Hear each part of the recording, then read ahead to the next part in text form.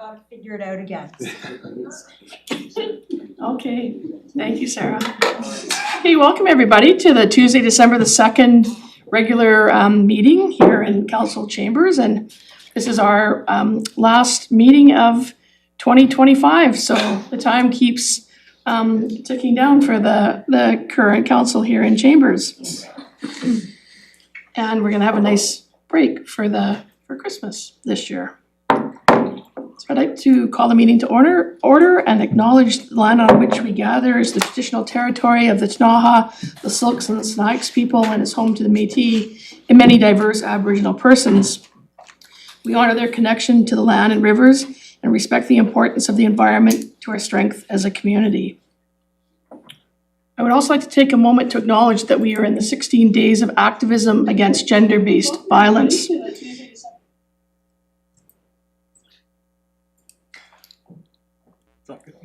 Observed each year from November 25th to December the 10th. This is a time recognized by the UN to name a painful reality.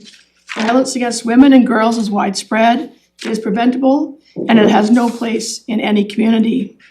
In Canada, this period also leads us towards December 6th, the National Day of Remembrance and Action on Violence Against Women.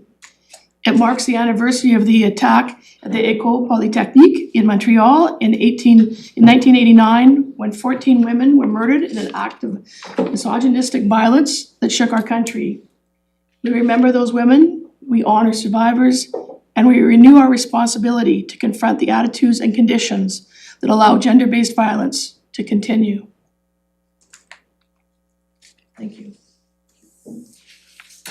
I've had no late items presented, so moving on to item number 4, adoption of the agenda is circulated. Moved by Councillor Page, seconded by Councillor Pinero. All those in favor? And that carries. Thank you. We have the adoption of some previous minutes. We have the special meeting minutes of October the 24th, 2025 and October the 31st of 2025. Is there a mover? Moved by Councillor Woodward. Is there a seconder? Councillor Page, are there any errors and omissions, councillors?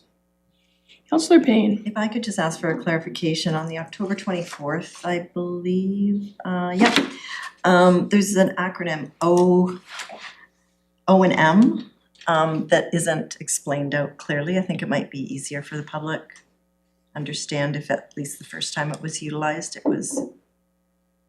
Yeah. Sure.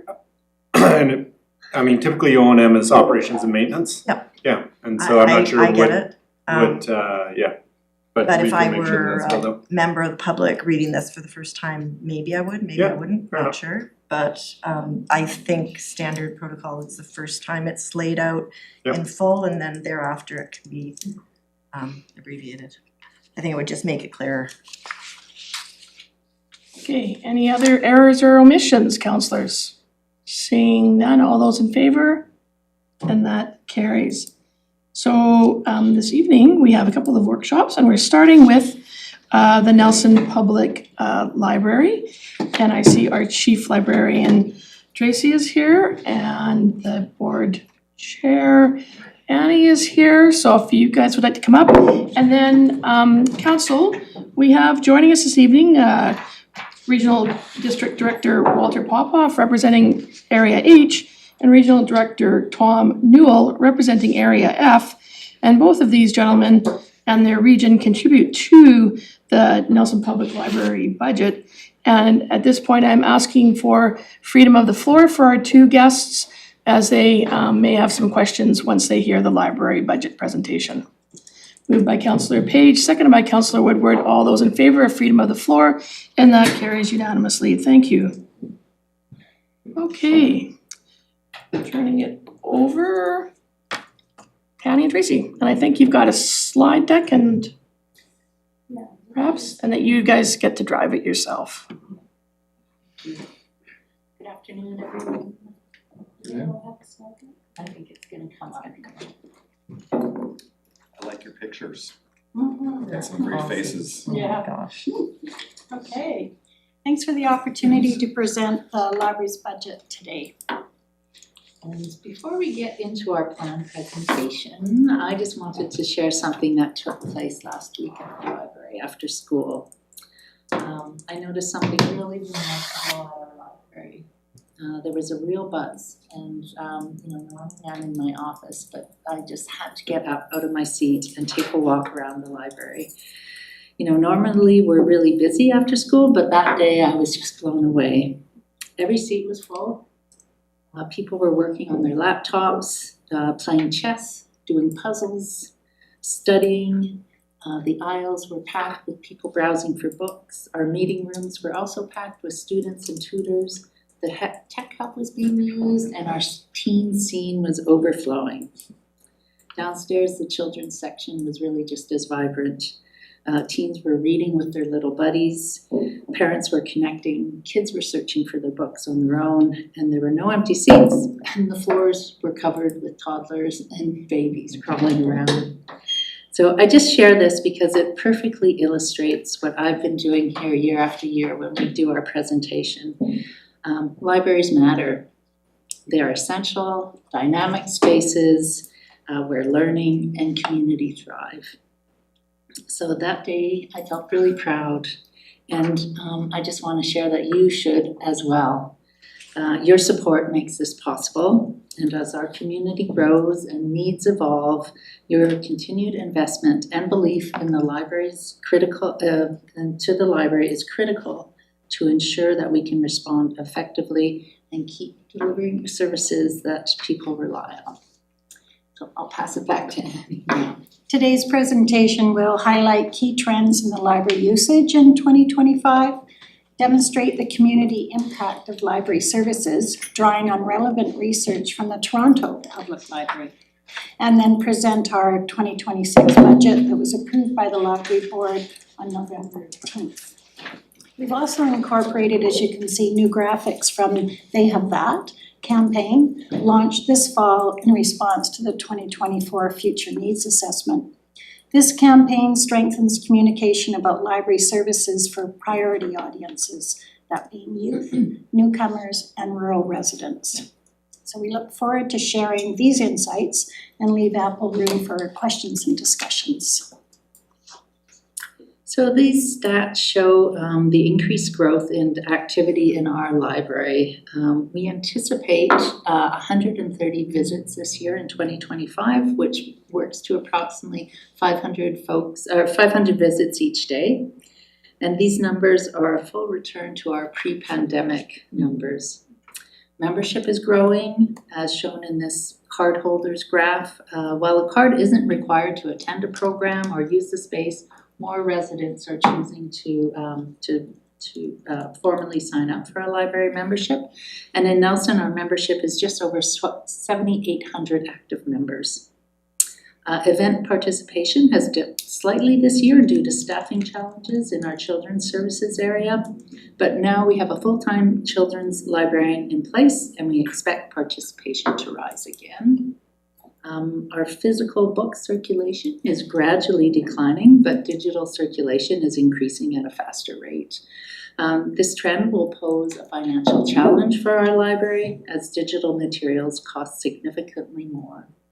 For example, this year, Vancouver Public Library now circulates more digital than physical items, and they rely heavily on fundraising to sustain its digital collection.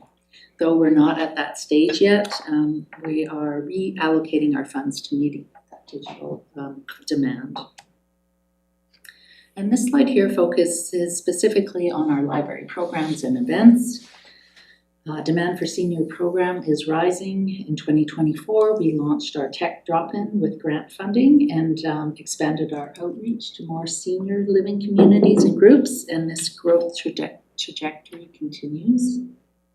Adult program attendance is increasing despite the appearance that it's plateaued, which again, this is caused by staff turnover.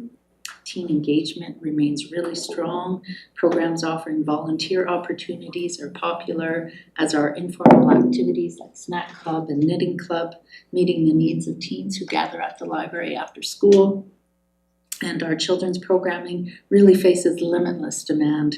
The only constraint is staff capacity to deliver more programs and events. The Toronto Public Library recently conducted a social impact study, to understand how libraries affect people's lives, and not just how many people use them. We know that usage trends are continuing to rise year after year, but what the study wanted to focus on was the emotional and social benefits of library engagement. So whether borrowing items, using the space, taking part in a program or event, or using the library technology, how that affected people. So the research was designed to reflect sector-wide trends, not just Toronto-specific patterns. The next 5 slides draw on these findings and show how they resonate here in Nelson. The first trend relates to the library collection. People who borrow materials report positive impacts, a sense of well-being, emotional engagement, exposure to diverse perspectives, and increased empathy, critical qualities in an increasingly divided community. The second trend highlights the personal and professional impact of library programs. The Toronto Public Library Study shows demand for programs consistently exceeds capacity, a reality we share in Nelson. Participation trends closely follow staff availability. Programs deliver measurable benefits, like reducing social isolation, decreasing vulnerability to online scams, and fostering intergenerational connections. They also support youth employment, newcomer integration, and literacy development. The third trend focuses on library spaces and their impact on well-being. The study found this effect is strongest among youth, who value the library as a welcoming place to study, learn, connect with friends, and engage with supportive adults, a positive alternative space to online interactions. The study emphasizes 2 key impacts of library staff on communities. A commitment to social inclusion, so ensuring equitable access and welcoming spaces for all, providing new knowledge and information, so helping users learn, adapt, and thrive in a rapidly changing world. And the final trend focuses on technology. Libraries provide a lifeline through access to devices, the internet, and digital literacy skills. What this social impact study highlights for me is that the library work addresses critical needs that often go unmet elsewhere in the community. It's really tricky to measure, but possible to demonstrate that the impact goes far beyond usage statistics. And though the Toronto Public Library report really resonates closely with our experience in Nelson, we understand that each community and library are unique, and we respond to those unique needs through community engagement. We also rely on local research and also look and try to address the city and regional district priorities. For example, we can see that folks in the community are using more library resources as part of their sustainability practices year over year. And this meets our goal from our strategic priorities and also provides metrics to report to local government. I skipped a slide. No. Oh yeah, you might have. No. Okay. That's fine. I don't think this got updated. This isn't the updated version, but that's fine. So, this slide, we are missing a slide here, sort of outlines some themes we had heard from our annual survey this year. So people were interested in, I got a little mixed up here. Staff. Yeah.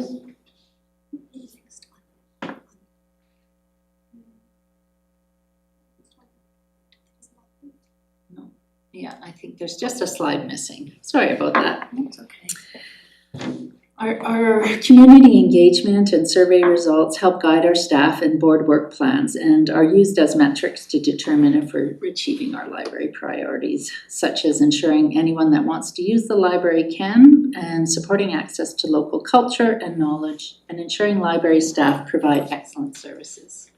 The 2024 Future Needs Assessment that we presented to you last year is helping us prepare for the future in a redesigned library facility. a reimagined library facility supports and aligns directly with many of the city's OCP 4 values: vibrant public spaces and a diversity of culture, year-round safe, active lifestyles and tourism, and climate resiliency. It also guided our 2025 communication campaign, having provided recommendations for how to address communication and knowledge gaps and target new community partners. Think back now to the Toronto Public Library report and the 5 areas the research focused on: library collections, library space, programs, access to technology and staff. They all demonstrate how the Nelson Public Library does and will continue to contribute to the OCP's 3 principles of health, equity, and climate resilience. So these 2025 projects listed are a direct result from our community engagement. Many of them are aimed at improving accessibility to library and its services. So you can see this photo here. We're installing return book bins in locations that are within easy access to our patrons. We'll have one up in the mall, one at Tag and Shell, and we're working with kids to see if we can place one up in Rosemont at the daycare up there.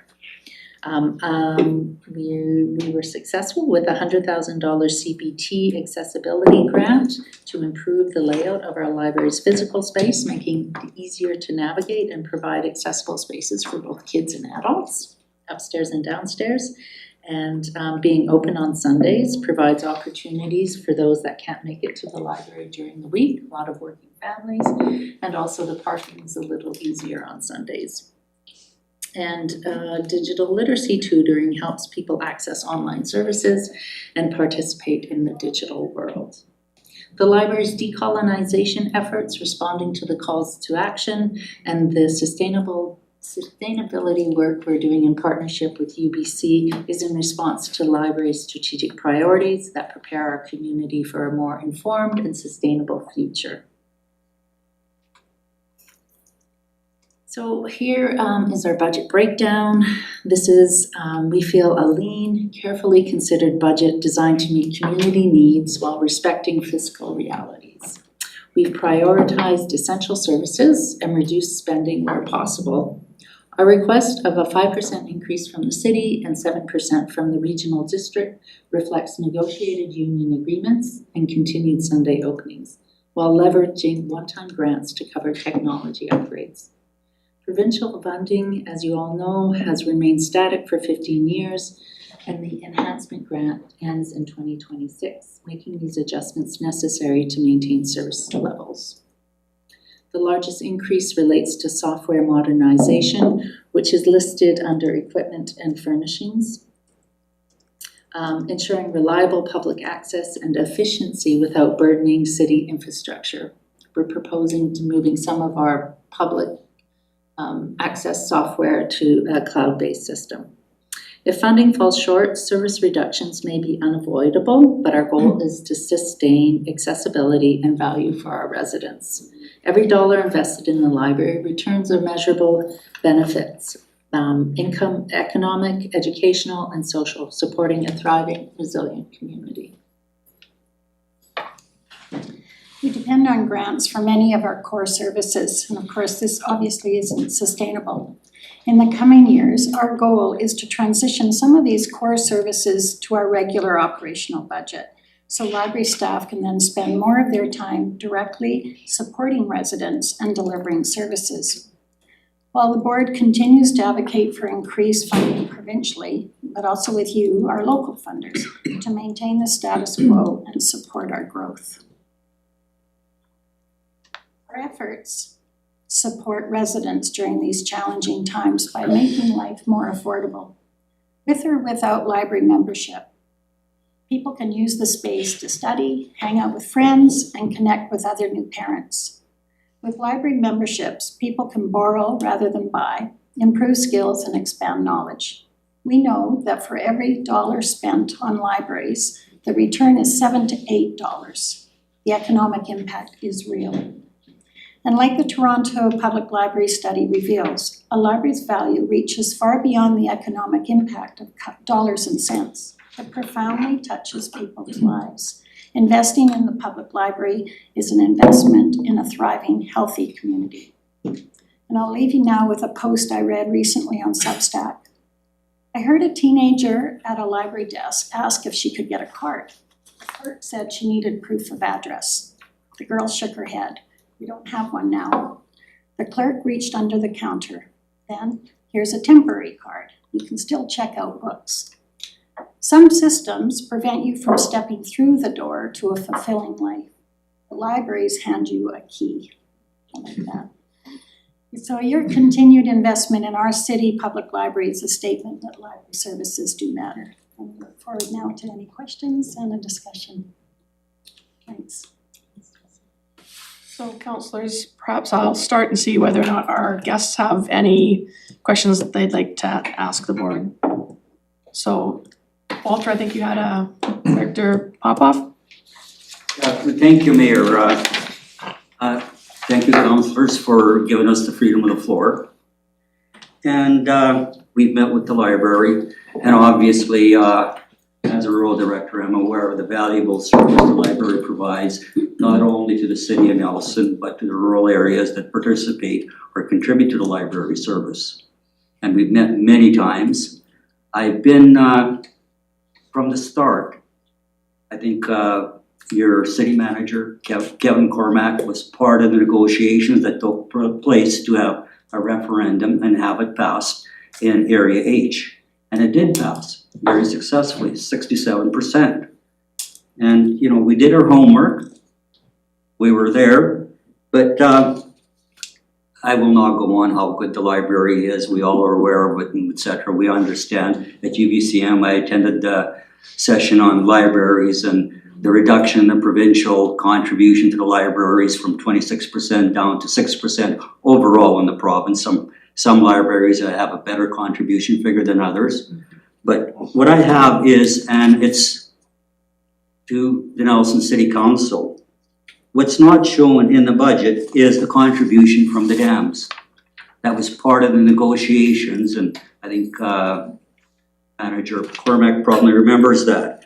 It says the city will direct the new funds to the library and will notify their RDCK Board of Directors as it does so. And that was the additional taxation on the dams that was supposed to be imposed to be included in the budget. And I don't see it in the budget. It possibly is included in the budget, but it's not broken out. So what I'm asking the mayor and council, can you please provide that information to us directors on a regular yearly basis? Yeah, we should be able to, remember how we do that. It is, we have it detailed in the library detail, Yeah. listed there. We can get that too. Well, the agreement was the city of Nelson was to provide us the budget, not the library. The contribution from the dams that you receive on behalf of Area H and Area F. So the question is, through the chair or through the mayor to the city manager, will you be able to provide that information to us? Yeah, and again, so I can speak to that, sorry, through the chair, that yeah, it is detailed on there. Maybe it's not in the summary that was here, but yes, that information is normally something that we go through, so we can provide that for sure. And that will give us a little better of understanding what the rural areas contribute to the library service. Thank you. Thank you.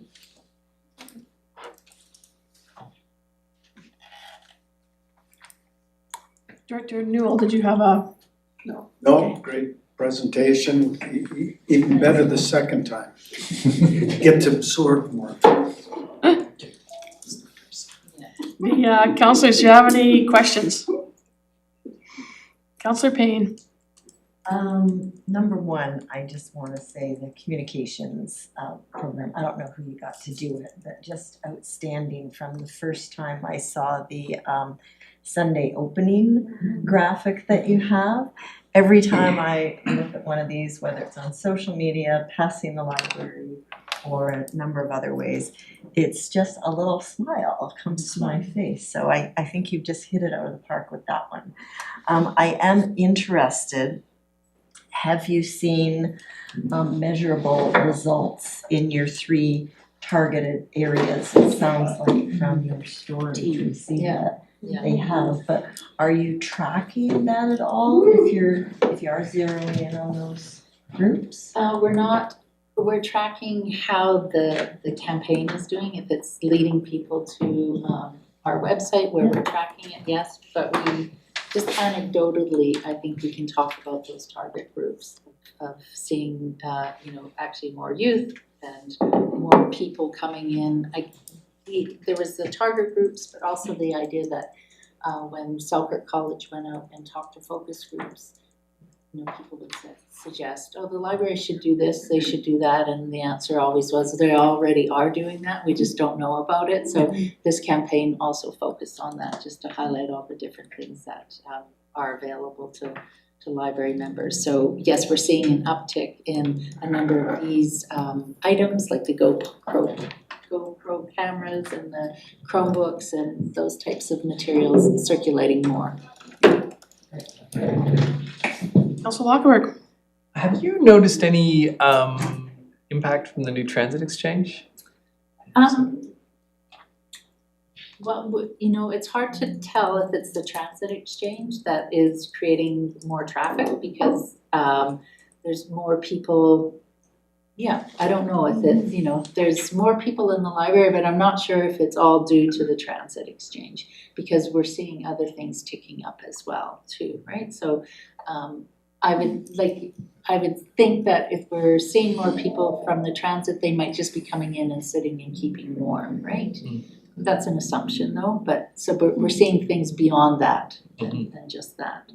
But yes, those seats are getting used a whole lot inside the library, and maybe we'll see it more now that it's getting colder out and people don't want to be outside.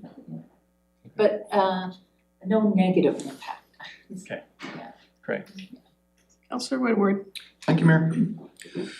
Through the chair, I'm just wondering with your stats here on circulation and the slow increase, not slow, but steady increase of digital and little downward trend on physical, would you consider shifting or storing books to create new spaces that could be used? I know I know I've been to a few events and this has been circling around this idea of spaces that can be crafted and physical books. Right. Well, for a library our size, our collection is smaller than typical libraries of our size. So, and we do our interlibrary loans, so borrowing books from other libraries. Our fees for that have, doubled probably in the last 3 years because of the cost involved with that too. I mean, not that I begrudge that service and it costs money, but it just demonstrates how many people are borrowing materials from other places as well. So we already have that in place. And I know there was talk about, in some libraries, they have underground tunnels filled with books, and the majority of those are actually in academic libraries where researchers need access to those things, and regular folks walking through the doors wouldn't necessarily want those materials. So, and we see different trends in physical library usage of physical materials. So it seems like younger folks are more into physical materials. They rather not borrow digital materials. So I think it's important still to have those physical materials inside the library where people can just accidentally, come across something. For sure. Yeah. Just Just supplemental, Mayor? Yes. Thank you. So just as I know you're so squeezed for space, and I know, the solving that is gonna be a long process, community involvement, city involvement. So I know you guys are working on trying to create the best space you can. I just feel like it's an interesting place for libraries in that physical books and digital world and this blending and then the need for space to actually be. So it's a very interesting time. Yeah, it is. And, we have taken out some shelving to create more seating. And, again, that was using statistics and community engagement around there too, so it is evolving a lot, but I think we're pretty stretched. We can't use our imagination much more than that. Thank you so much. Yeah. Great Thank you, presentation. Jessica. Councillor Payne for a second. I think it's really valuable to note I think if you looked at the footprint that books are taking up in the library, it is significantly reduced. Because when you start bringing things in like pressure canners and fruit picking kits and Ukuleles. there's, all of those things, in addition to the puzzles and the games and they also have tremendous value. If you can borrow a pressure canner instead of purchasing your own, number one, I don't have to store it in my house, so thank you very much for taking care of that. And number two, the expense of that to use for a somewhat limited time that I would use it. I have also heard, it might have been at some of the sessions that we've been at, that it would be great, I don't know if it was from the library, from some interested people, that if there was some sort of tool lending library, but where do you put that? I mean, there is only so much space. Because as we move forward, and I think our second session today is about reducing items in our waste stream, and a lot of that is about not buying them in the first place. So if the library has those items for us to use, they do need to have space to have them. So I think if I looked at the library, even from the time that I've been here, the amount of geography that books are taking up, the amount of square footage that books are taking up is significantly less as these other things are added. And I just want to say one thanks for an item that I don't think was on here, but I know West Coast Seeds made a large donation to the library for seeds this year that the library then just gave out. And late in the season, I needed to plant 4 bean plants. So I just went in and picked those out of the box, and there was no sign out, no fee, no nothing. I didn't need a whole package of beans, I just needed 4. And so small things like that are just so critical to cost savings with the affordability pressures that so many in our community are facing right now. So thank you. Speaks to that aspect of the library service, doesn't it? It does. Councillor Tate. Thanks for this. I had a curiosity about the bins, the pickup bins and the 1-year pickup service. So those blue bins haven't been installed yet? No. So Just arrived. okay, I'm just curious, what is the plan after that grant runs out for further pickup? Because it sounds like it's only a 1-year pickup in the grant amount. Yeah, it is, it's not a large expense, but it is an expense, so our enhancement grant, that's what we're using this year, and some of the Ready grant as well is doing that, and I think we can carve out for the following year a little bit as well too, but then we will have to consider how we're gonna fund it. It was a bit of the build it and they will come. We just wanted to demonstrate the need for it. And these is like a 2-year pilot. Thanks so much. Yeah, it helps address the library services in the outlining areas too for F, H, and E as well. But there'll be 2 here in town too, because that's what we've been hearing about parking, right? People are finding it difficult just to find a spot to park and run in and return a book. So this should be helpful at the mall. Awesome. Is there a supplemental?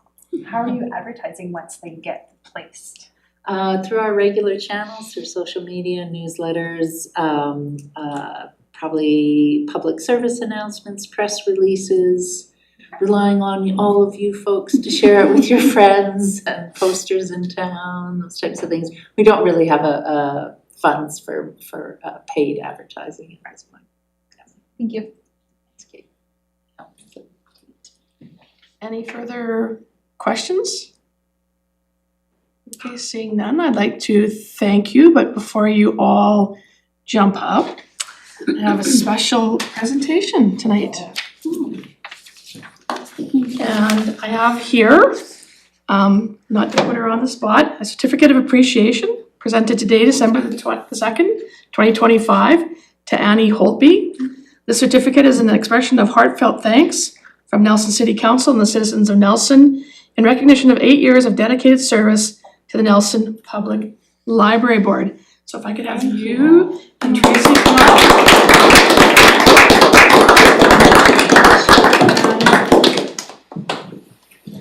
If I can grab a picture, Jesse, I sent your phone. Really need to go up there. Yes, because your signature is on here, so. It's a bit of a maze, bit of a labyrinth. Mayor, do you want it like this or this? Does it work better? I don't know, there's supposed to be some scientific way, but I'm not the, you can hold on to your board. Go ahead and undo this way. I'll do one each. Okay, ready to go. 1, 2, 3. Say library. Library. Okay, I'll do a couple like this. 1, 2, 3. Awesome. Thank you. Thank you. Thank you very much. Annie, do you wanna just hold it up for a sec? Thanks. Sorry. Perfect. Congratulations. Annie. Just had to figure out how to just like, shock factor. Yeah. It's really important, you gotta come and present the budget. And if you do, Thank you so much. we're here, that's why we're here. Yes, we'll be losing Annie as of December 31st. Losing. Yeah. People know how to take the chair of the board. So I appreciate that, thank you very much. Yes, thank you very much for your service to the community, it's most appreciated. Yeah. Thank you. Okay, Like I say, it is. next up tonight, we have the Resource Recovery Pre-Treated Organics Program. So.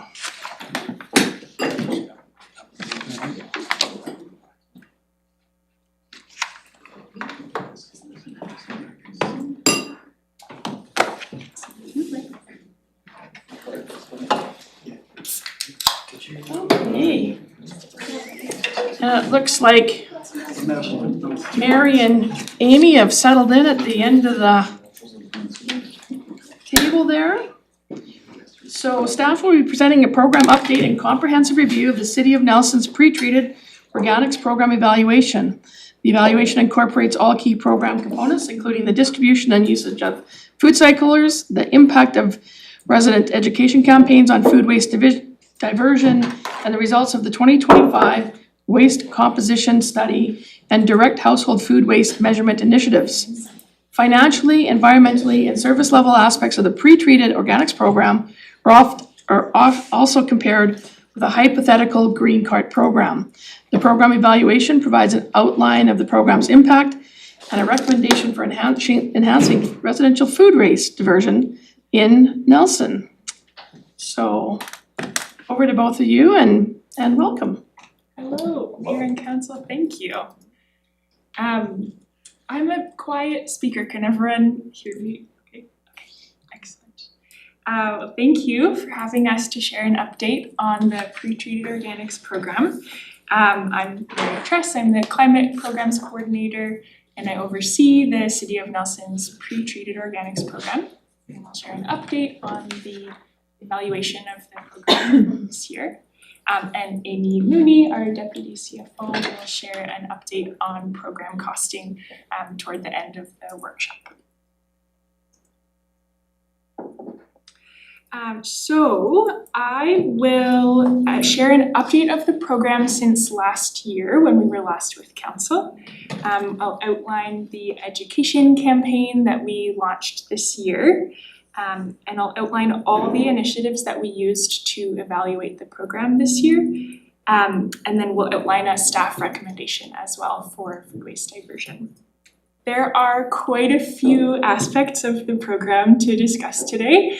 So I've broken the presentation into sections and I've put 4 stopping points throughout the presentation as an opportunity for discussion. So I think we've grouped them together fairly well, so I think we'll try and just have questions at those stopping points if that works for everyone. So last time that we presented to council on organics was November 2024. And staff provided the initial program evaluation results. At that time, council directed staff to continue with program evaluation, provide ongoing education, explore a clear bag, no tag policy, and also to investigate a green cart or other organics drop-off option for Nelson, all of which staff have undertaken to complete this year. So in 2025, we completed distribution of the current inventory of 2,400 food cyclers. And now that those appliances are all out in the community, we ensure that as residents move away or are no longer interested in participating, that they return the food cycler to us, and we have it refurbished through SK Electronics, and we redistribute it to residents that are on the wait list. And we also continue to administer the local repair program this year, and we received over 400 troubleshooting and repair support inquiries in the last year.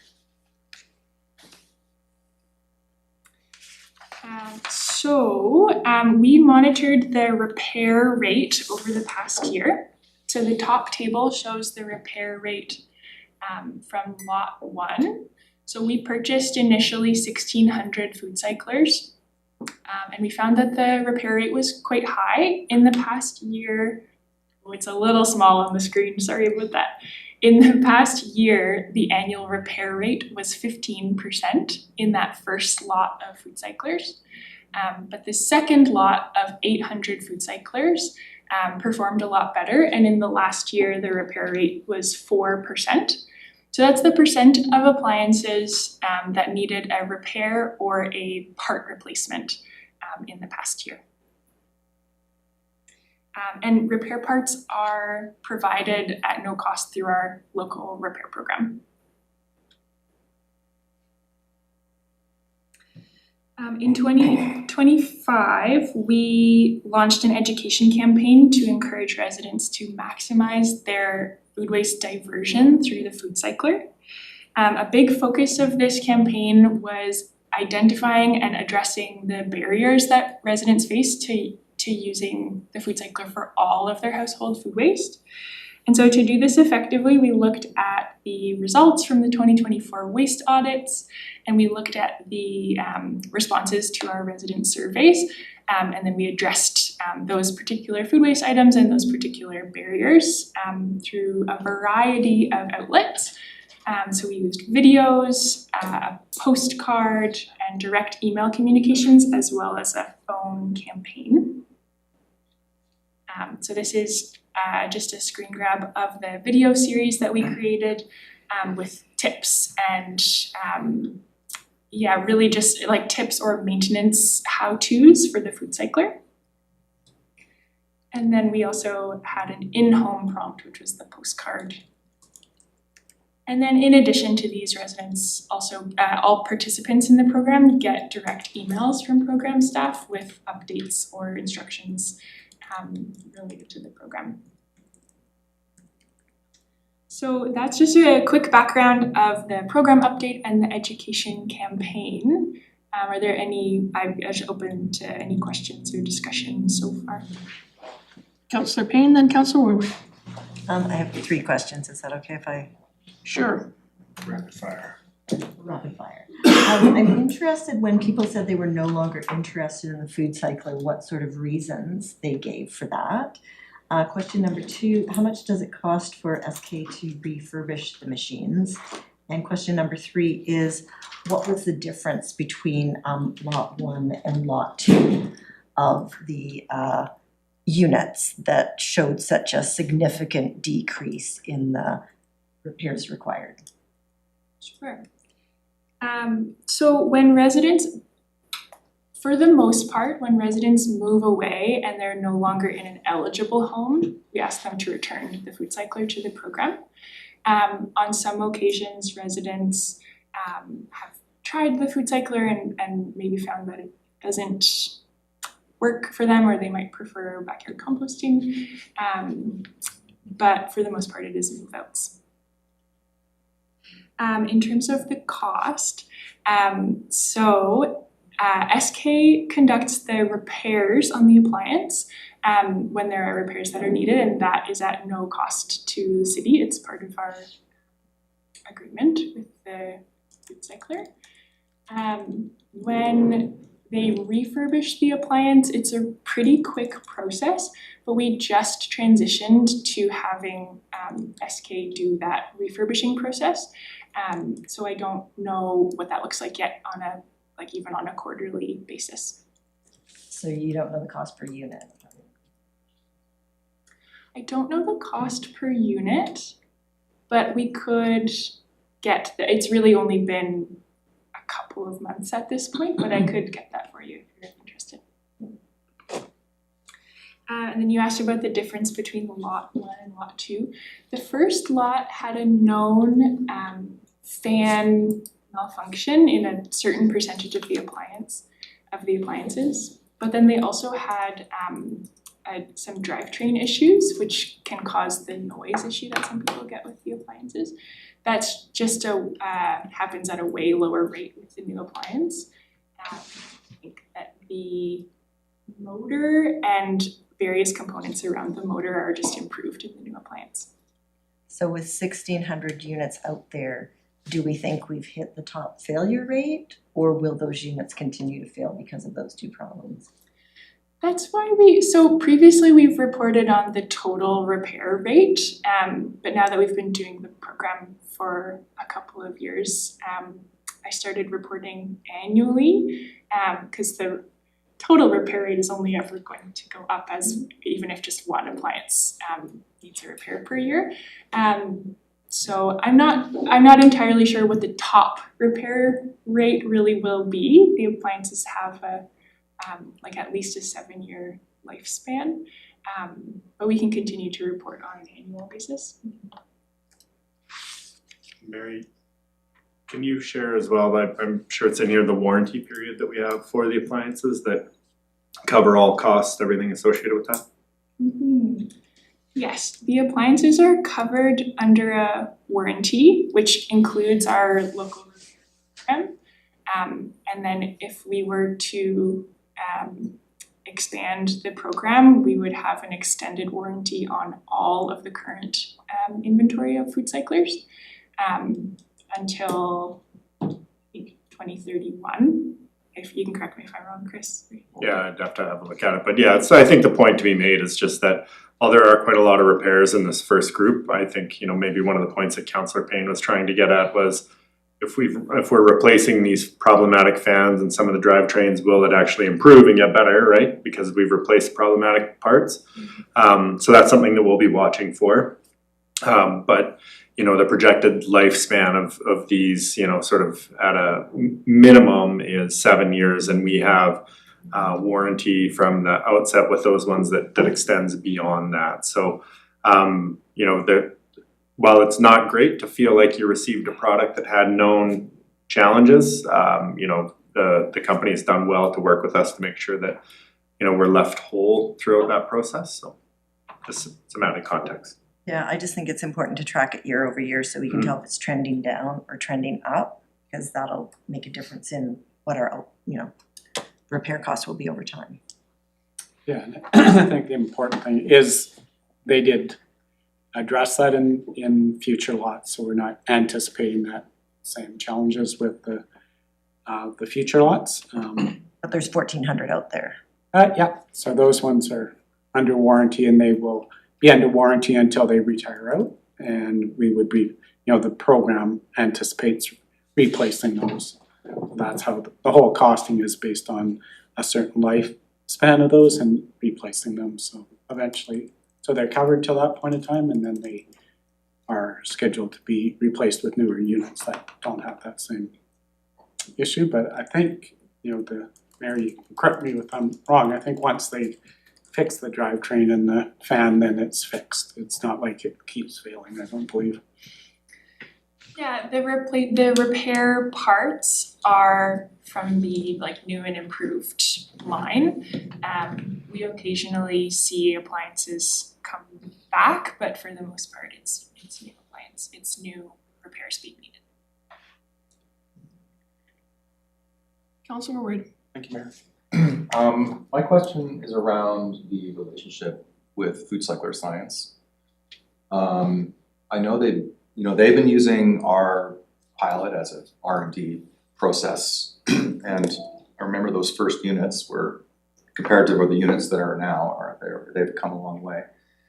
Do you feel like they, as this goes on, as these good things and bad things kind of percolate through the program, and are they adjusting these machines and learning as they go? Like, are the machines kind of getting better because of what we're doing? Are they responsive to the needs that we have if we want to actually do this in a proper full rollout? How do you feel that relationship is working? Yeah, Food Cycle Science, I think they've been a really very competent partner for us on the project. In terms of responding to our needs, I mean, when we had a higher repair rate than expected, we used to provide all of the what you would call customer service, just helping people get the repairs that they needed. And a long time ago, I used to do the repairs myself because the rate was very low. But when the repair rate started to increase, we transitioned a lot of the customer service back to Food Cycler, and then we all worked together to transition the repairs over to SK to have repair technicians do the repairs. So I think that in that sense, they were very responsible and responded to that problem that we were having early on. In terms of improving the appliance, I mean, it's also a retail product, so they have customers, and their engineering team, I think, is always looking for needed improvements to the appliance. They have broadened a little bit, and they make appliances with different models than the one that we're using. I think it's they learn from us, and they also have supported us pretty well. Great. And just a supplemental, Mayor? Yeah. Thank you. The machine that we're rolling out now is all the same model. Is that correct? So because there was the original model, then there was a second gen. I'm not sure if we're on third gen now. So in the initial pilot with just a few hundred participants, that was the FC30, the original Food Cycler. And now with the municipal program, we distribute Eco5, Food Cycler Eco5s, and that's all. There were some improvements to the design, but they're still Eco5. Okay. Thank you very much. Councilor Panaro. Just to be clear, Food Cyclers have a 7-year lifespan, more or less, and we're under warranty for the entire lifetime of the appliance. That seems amazing. It's a great deal. I don't know that I've ever seen that before in any other product. Are we paying sort of extra to have lifetime maintenance, and how does that work out for them? I'm curious to know, based on if we should go forward with this, at what point is there a chance that will no longer be the case in the future? Because it doesn't, unless we're paying a lot extra for each unit and in agreement that they are going to fix it, I have a hard time doing the math on that. Just because it seems quite out of the ordinary for buying almost anything. Your car is under warranty for more than a couple of years. So that was my first question.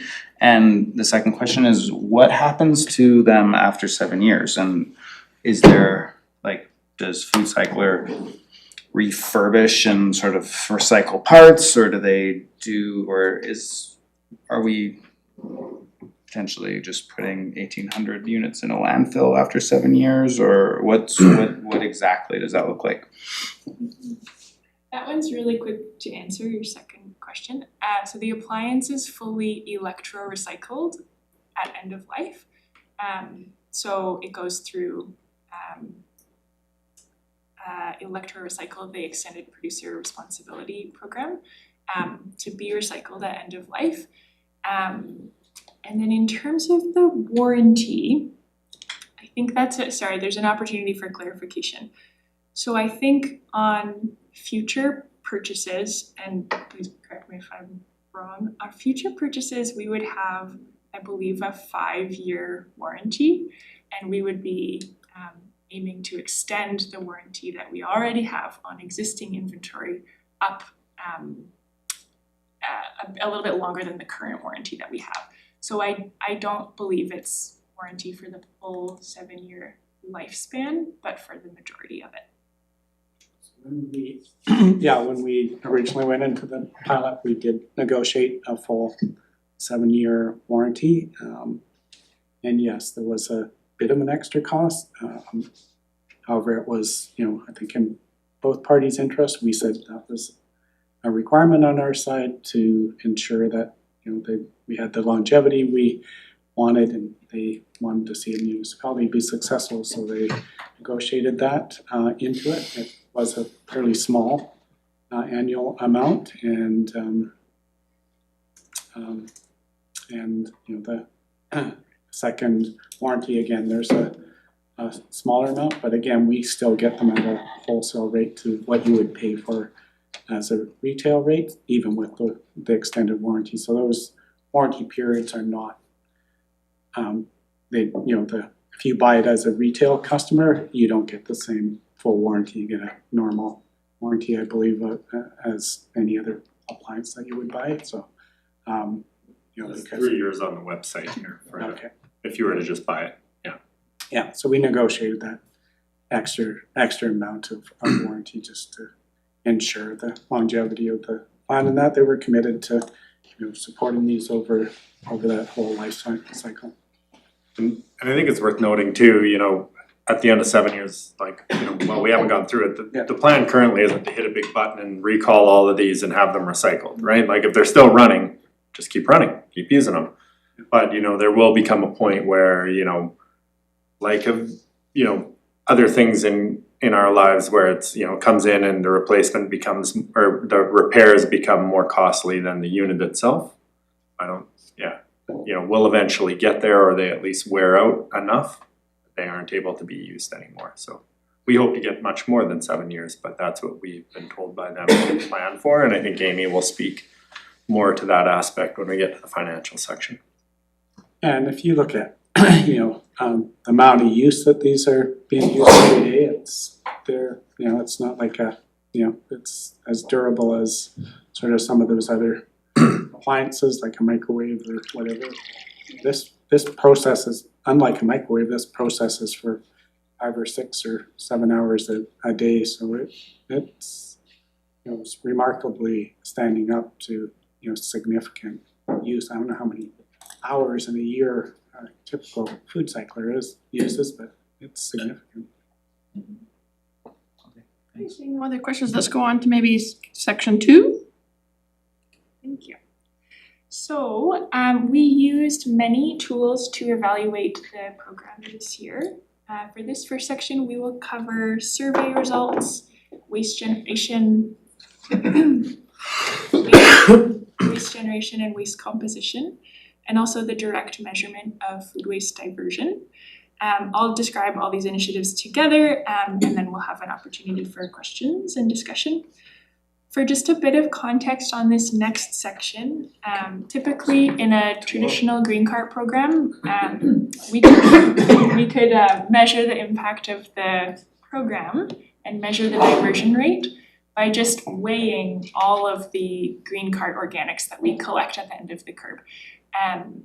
That's not something we have been able to do with the pre-treated organics program, because residents can use the material at home or they can drop it off in a central bin.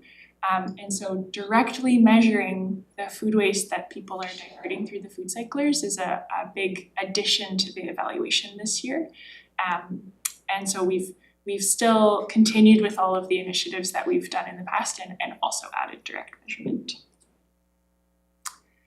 So to start, in March of this year, we wanted to learn about how households are using the food cycler and any barriers that they're facing so that we could address them in the education campaign. And so we launched a survey in March and we received over 1,000 responses, which is an amazing response rate from our participants. We found that at the time of filling out the survey, 11% of respondents needed a repair of some kind. And so we just directly assisted people with that. And then 37% of respondents reported one or more barriers to using the food cycler for all of their household food waste. The most common being that some foods can cause jams, some households produce a little bit too much food for the appliance, and some households found it a bit inconvenient to maintain the appliance. And so we just directly addressed each of those issues that people identified through the video campaign that we launched. And then also through the survey, we wanted to learn about high engagement households. So 1/3 of respondents were grouped as high engagement households. So they self-reported diverting most of their food waste through the food cycler. They use the food cycler frequently relative to their size of their household, and they also use the curbside garbage program between every 2 to 6 weeks. And we wanted to just learn a little bit more about the really highly engaged households so that we could understand what those households are doing in terms of that like higher diversion that they're achieving. And then we made sure that high engagement households were included in the 2025 waste audit so that we could look at the diversion that they're achieving. I'll just mention there were lots of other findings from the survey and from another more comprehensive survey that we launched this year. And those results are like mentioned throughout the report that we shared, and they're mentioned a little bit throughout the workshop as well. So there were lots of other findings. I've just highlighted the main ones. So next we look at waste generation. So in 2025, we expect to collect 143 tons of curbside garbage from the Fairview neighborhood. That's the Friday waste collection route. And when that total tonnage of garbage is divided among all the households that are eligible to put garbage at the curb, it amounts to around 154 kilograms of garbage per household per year after diversion. That's very low relative to other communities. And that figure doesn't account for any amount of self-hauling. But we do, like Nelson is very close to the transfer station, it's about 10 minutes away. And we know that Nelson residents who are eligible to put their garbage at the curb, they do make up a portion of visits to the transfer station to bring garbage that could go to the curb. And so to account for that, we this year in 2025, we measured the set out rate in the Friday waste collection neighborhood. So staff over a few months in 2025 measured how many households are placing garbage out at the curb on a given collection day on Friday. And we found that on average around 54% of households are actually placing garbage out at the curb. And so when we divide that total tonnage that we expect to collect from Fairview by just the number of households that are actually placing out, we get an estimate of between 250 and 300 kilograms per household per year.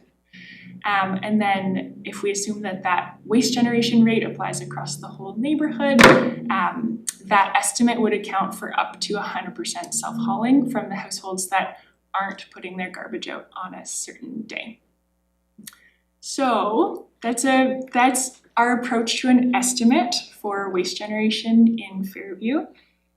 We conferred with the RDCK as well to see how that fits with regional estimates.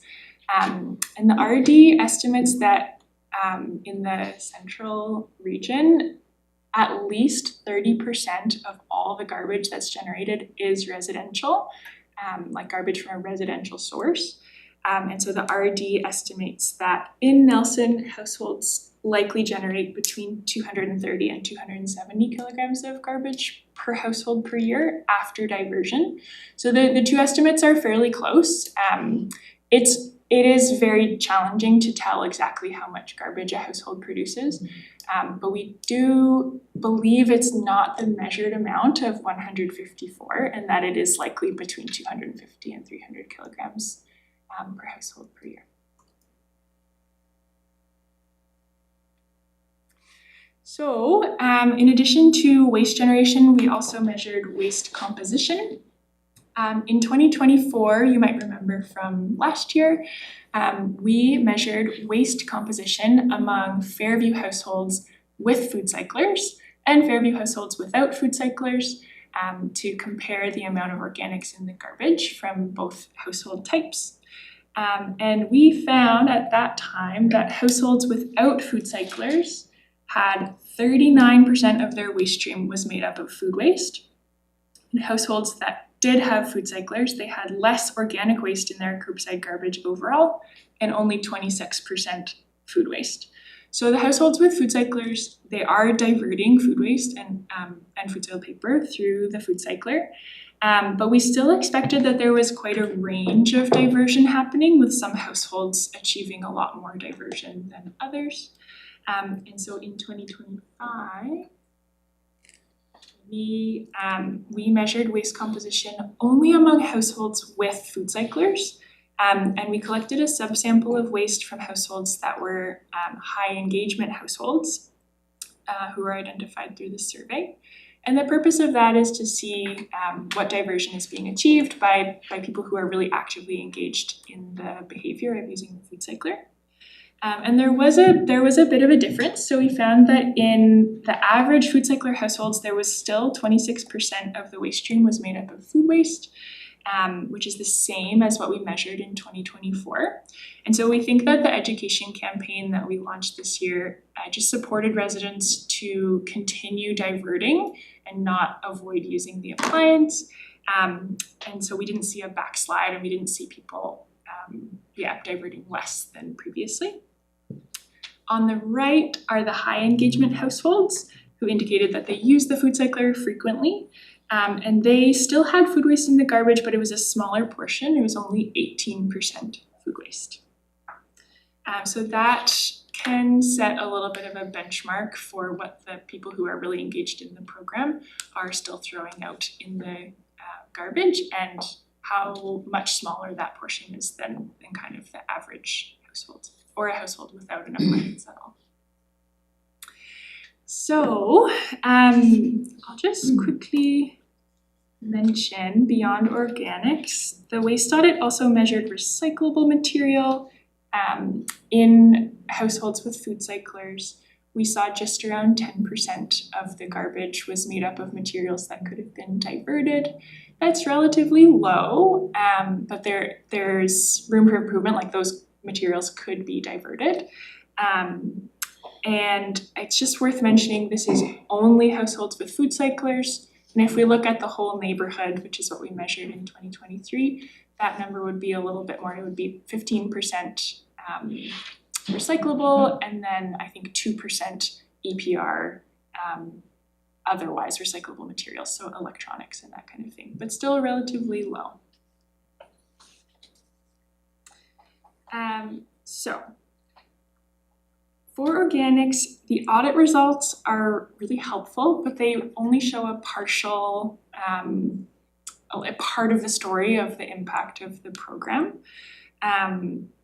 Because the total quantity of waste that's being generated isn't entirely clear, and previous estimates based our diversion estimate on how much garbage was produced before and after the program was implemented, what portion of that garbage was made up of organics.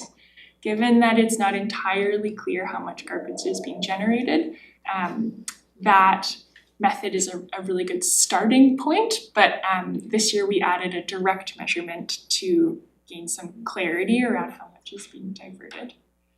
So we did our direct measurement through the bucket weight initiative. So this is the last initiative that I'll outline, and then we can have discussion. The bucket weight initiative, it was a neat project. Staff distributed 20-liter buckets to households that are participating in the program, and residents placed all of the pre-treated material from their food cycler into the bucket for 6 weeks. And then at the end of 6 weeks, staff went door to door and we weighed the contents of the bucket. We know that pre-treatment reduces the mass of food waste by 70 to 75%, so that's how we know the wet food waste equivalent of pre-treated food waste. And we got a lot of interest in this project. So over 300 households registered to participate in the bucket weight. And in order to measure the higher end of diversion that's being achieved, the households that indicated they were diverting a bit more of their total food waste through the food cycler were selected to participate. And so we distributed 220 buckets. And then after 6 weeks, we had 216 households actually complete the project. And that's around 9% of all of the households that have food cyclers in Nelson. So the findings of this were really interesting. You can see in the table, on average, households produced 4.8 kilograms of pre-treated food waste over the 6 weeks. And that's equivalent to 19 kilograms of wet food waste just from 6 weeks. And so on average, those households were diverting at a rate of 165 kilograms per household per year, which is great. That's a really high level of diversion.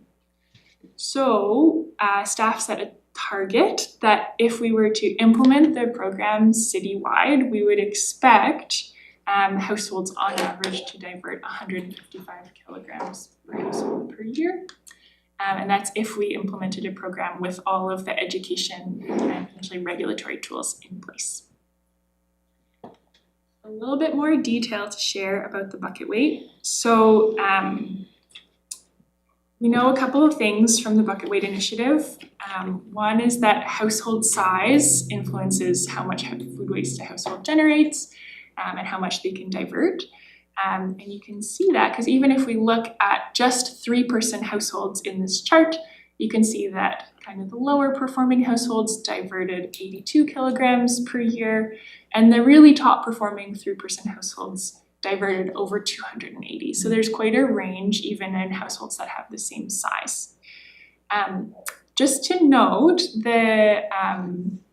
in Nelson, we have a bit of a different distribution of household sizes than we saw in the bucket weight initiative. And that's because most households in Nelson are 1 or 2-person households. So if we adjust what we're seeing in this table to the actual distribution of household sizes in Nelson, that's where we would expect to see 155, just a little bit less because the households are a little bit smaller in general. So having set that target around 155, staff actually think that that's relatively achievable target. And that's because of what people are self-reporting diverting through the surveys. So the bucket weight initiative participants, at the end of the 6 weeks, we asked them to estimate how often they run the appliance. They didn't track exactly how often, they just were taking an estimate.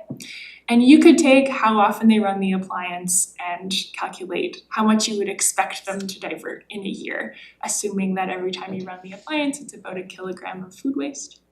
And when we actually measured the amount that they were diverting, it was actually about 80% of what you would expect based on how often they said they were running it. So self-reporting was a little bit of an overestimate, but overall they were fairly close. They weren't way off with their self-reported estimates. And so earlier in the year, back in March, with that survey that we launched, over 1,000 survey respondents also estimated how often they run the appliance. And if those respondents were similarly fairly accurate, and maybe they actually diverted about 80% of what you would expect, then those survey respondents on average are likely diverting around 130 to 140 kilograms per household per year. So if that's what those 1,000 survey respondents are generally achieving, and we set this target of 155, the two aren't vastly different. So we think that it's a target that we could reach. So, okay, that's a lot of information all at once.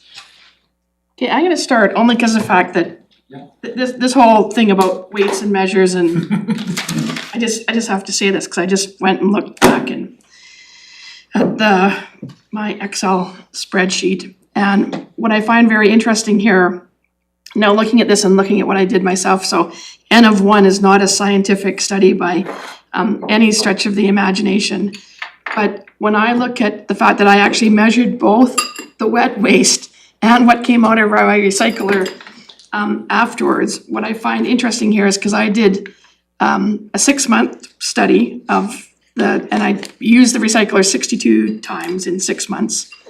And my wet waste in 6 months, I measured 77 kilos. And what you're telling me is if I did this for a year, it'd be 155. And if I just double my number, I'm at 154. So my N of 1 actually kind of fits into your pattern here. I'm sure a kilogram is not a significant change in terms of what happens for what you're calling the average household side of 2, right? So I find that really interesting. The other thing is that I have been weighing all of my recycling and all of my garbage, and I've carried that through the whole year, and I don't have to do garbage this week, so in 2 more weeks I probably will have some garbage to put out curbside. But it'll be very interesting to see where I end up in terms of my recycling. But I did recycle in that 6 months of recycling that could go for proper recycling 32 kilograms. And in that same 6-month period, I only put out 32 kilograms of garbage to the curb. So it'll be interesting to see where I end up in terms of recycling and actually waste by the end of 2025. And I guess if I failed at being a mayor, I'm a geek when it comes to like scientific programs. Love the numbers. But I can't believe that number. Like I never even thought to look at it, and I just sort of thought, I'm just gonna look this up. I can't believe that it's basically what you've now calculated. Average family in Nelson? Yeah. Look at you. 2.2. Yeah. So anyways, Councillor Tate, questions? I do have a question. I heard you say expect to divert 155 kilograms per household per year. I get that. I didn't hear in here any way to capture people like me that I would divert it myself in the first place to the compost. So even though I'm a high user, I never would have had that weight in my garbage anyway. So to expect me to divert additional wouldn't be captured in that number. Are you suggesting so you used to compost in the backyard? Yep. And you have shifted to more using the food cycler? Or are you still Yes. composting in the backyard too? No, so that wet waste, that food waste never would have been in my garbage stream in the first place. Yeah, it's such an interesting consideration, and I do think that it's possible that before we implemented the program, like a lot of households were diverting at least what they could safely through a backyard composter. And so it never showed up in the audits. So that's where the audits are an amazing tool, but there might be more organics that aren't being captured in it. And so when we did the direct measurement, that's kind of why we took that approach. But if you direct measured me, if I volunteered and you direct measured me, that isn't a reduction from 2018 because it wasn't in my waste stream in the first place. Yeah, absolutely. Yeah. So I think, and I would suspect that the archetype of composters would be a similar archetype of food cyclers. And so we might not be getting the food waste of the people who aren't composters in the first place. It's a bit tricky. If I may, I might push back on that. Go, Because yeah. I wouldn't imagine that somebody who's an active composter would have signed up, like would have been early adopter of the program. I was. Really. And here's why. Because it keeps the skunks and the rats away. That's why. It's huge. It has been a lifesaver on skunks and raccoons and rats in my yard. And bears. Yeah, so we definitely, I think we are seeing that, Yeah. people, yes, all that compost that we're processing, was not, necessarily going into the waste stream. So, because we've been, I think the target that, was expected what was in the waste stream, I think we're seeing that it's what we're, the amount of compost being produced was higher. And we're starting to see people like you that going, I wanna, I don't wanna have the rats and skunks, so they are processing it, so we are processing that.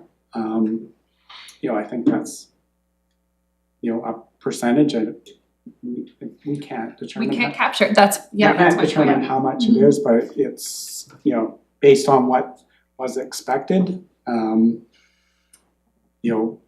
it's not, I don't, it's maybe 20% of in addition.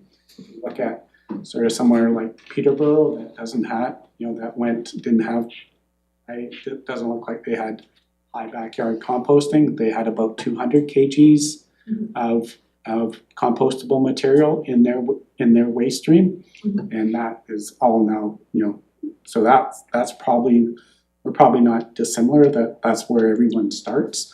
Some were, communities were doing backyard composting or doing other things, so we're capturing some of that. And I think in the survey, there were a number of people that did say they still backyard compost. So we're not collecting all, not everyone has switched from backyard composting to diverting. But whatever model we select, you're gonna get the same thing. You're still not gonna put your compost in your composter now. You're going to, in a green cart, you put it in the green cart. If you go food cycle, you put it in the food cycler. So all we're, No, I wouldn't put it in a green cart, I would put it back in my backyard composter for my garden. I'm trying to capture the people who keep their food waste. And they're like, oh, I'll do food cycler because now I have fewer rats. Yep. But none of that waste was going to the dump. And so One of the great challenges of this yeah, project. it's just, it seems like a relatively small percentage. I wouldn't make that assumption in Nelson. I have a That's speaker's my list, point. so I'll put you on it, Councillor Acknowledgement. Asking a question about that. Great, and then super tricky, impossible to know what people were doing before. And then on the flip side of that, we have no idea what's being hauled. We don't know how much that's being hauled is food waste and how much of that, we just have no clue what people are doing, that we're not capturing any of their data at all. So I think setting a target like this would be challenging. I don't know that I would set a target like this at this time, not knowing what amount would. We know what we're hoping to collect. That's what this target is. But what we want Right, but you're not gonna collect any from me. Yeah. So if there's no more food cycler and there was green with the food bins. cycler, yeah. Yeah. And we don't know if people would change their habits. Correct. We know what their habits are with the food cycler. Uh-huh. And they're putting that material in the food cycler. We measured that. So we know what, that's the unknown. If you went to a green bin, would that change? Right. Councillor Woodward, then Councillor Panero, then Councillor Lockwood. Thank you. So I actually read this package, and I spent days reading it and really trying to marinate in it. I know. I'm sorry, that gave me a visual, I don't need to see it. But one of the our family is a daily user of food cycler, and it has completely changed our whole waste relationship. And I found in all of this, some of it was mentioned there, but there are these kind of hard to define shifts and changes. In our family, of course, we're producing way less waste. We're using some of our feedstock in our gardens, and we don't have animal problems because there's no waste outside. The waste we're putting out is way lighter. It's way easier to deal with. It doesn't smell. So there are all these elements that I feel are hard to capture, but it's actually it's really been an enjoyable experience for the last bunch of years for our family, because it's just changed how gross garbage used to be. And it would sit for days and days and stink, and you couldn't put it outside because of animals. And so I just think there's another level here of kind of like culture change and usability and what it does for people, and hard to capture. But I just know from personal experience it's been really great in our family because of that. Councillor Panero, then Councillor Lockhart.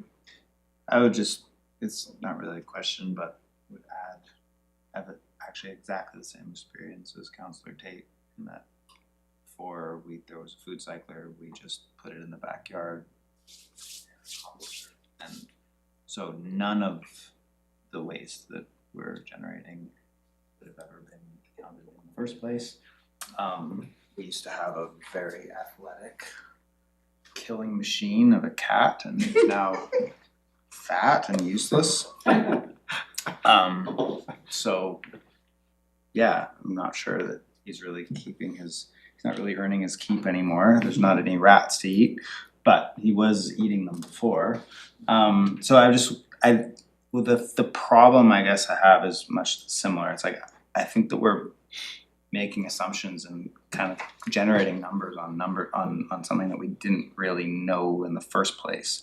And so it just seems a little uncomfortable with the conclusions that are drawn, because the baseline is it's not apparent to me that it's a solid baseline that we're sitting on. Just assuming that, if there's 2 people in a room full of 10 that are in this boat, assuming those numbers are 3, those numbers are replicated elsewhere. It's not necessarily that the numbers are wrong or that I have a huge problem with them. I just don't know that they're very useful to us. This whole process has been very challenging. So we've worked, Mary and has worked so diligently on trying and putting up with sort of Kevin and I's, we all felt that, right? Like initially the number came in that we produce, per household 150 kgs per household per year. Whereas the national average is like 400 and something. We're like, that's not right. So that's where we did the set out rates. And this is just for the Fairview pickup area. So then, like, when our drivers were going around, they were actually like, hitting the button for everyone that had set out. And we realized that we were at that 54%. So then we were able to take that full tip from Friday pickup, tip it, and then basically find out, because, we weigh when we go across the scales at the transfer station, and then divide by the 54% that it averaged out at. That gave us a relatively, like, almost kind of the best number that we could have. But of course, it won't capture the people that were never, putting their organics in there. So then you can look to inflate it a bit, or you can look to a place that, like city manager brought up Peterborough, right? As a place that they had, what was it per household? 200 for organics. Sure, and then total waste, so 400. Yeah, so we just did a whole bunch of sort of like zeroing in, and that's why we don't have like a real specific. Yeah, we believe that we, per household per year, we're at 278 kilograms, right? That's why we provided that range, because there's just got to be a bit of that room in there. Now, a lot of this that we did was this, deriving how we could possibly get there at a reasonable amount that is being diverted by using the food cycler. We spent a bunch of time doing that and, looking at the waste audits and everything and saying, okay, well then now if we have, 250 to 300 kgs per household per year, and we're saying that there's X amount percent organics left in it, and, before we had the food cycler, there was, X amount of organics left in it, then we can do a bunch of math and figure that out. That's where we just said it would sure be good to have just a straight up weigh the food amendment that comes out from these folks after 6 weeks of use. And yes, we did pick the high engagement users, because the expectation is that we go this, like, the goal of this program or green card is to get organics out of the waste stream. So our expectation as staff, and I imagine as council as well, would be that if no matter what route we go, we are diverting organics. And so we went with the high engagement users to do the bucket weight, direct bucket weight scheme measurement. And through that, we had the most sort of concrete, tangible numbers that we have. And yes, they would be aspirational for the entire population, but that's kind of the goal. And that's why we came up with that 155 kgs diverted per year, as that would be the target that we are going to, on average, try to get at. Will we be able to measure to say that everybody's gotten that? You know, we're gonna have to explore exactly how we measure that. We're just saying that we think that that's a very reasonable benchmark to shoot for with a successful program. Sorry, I have to pull it apart again. So of the 250 to 300 that we're calculating per household with that 54%, are we expecting an additional 155 can be diverted, or that of the waste in Nelson, already 155 is being diverted? In that range of 250 to 300. Yeah, no, it's aspirational. So Okay, we know so- that there's a varied group, Yeah. because of the Fairview neighborhood. Yeah. There's 940 some homes, 930, and we gave out 780 700 and something, 76% of the. Yeah. have food cyclers. Yeah. So we do actually know, if we were to look at that set out rate, and Mary, because we did do a waste audit before we had any food cyclers out there. And that we would be able to take that 54% with that total tip from 2023, I believe it was, and then determine how much per household we were producing at that time as our best guess, because we're presuming that it was a 50% set out rate. And do we have? We had the percent, so if you look back at, maybe go back to the first waste audit, so about 50% was organics in that first waste audit. So that's pre-food cycler.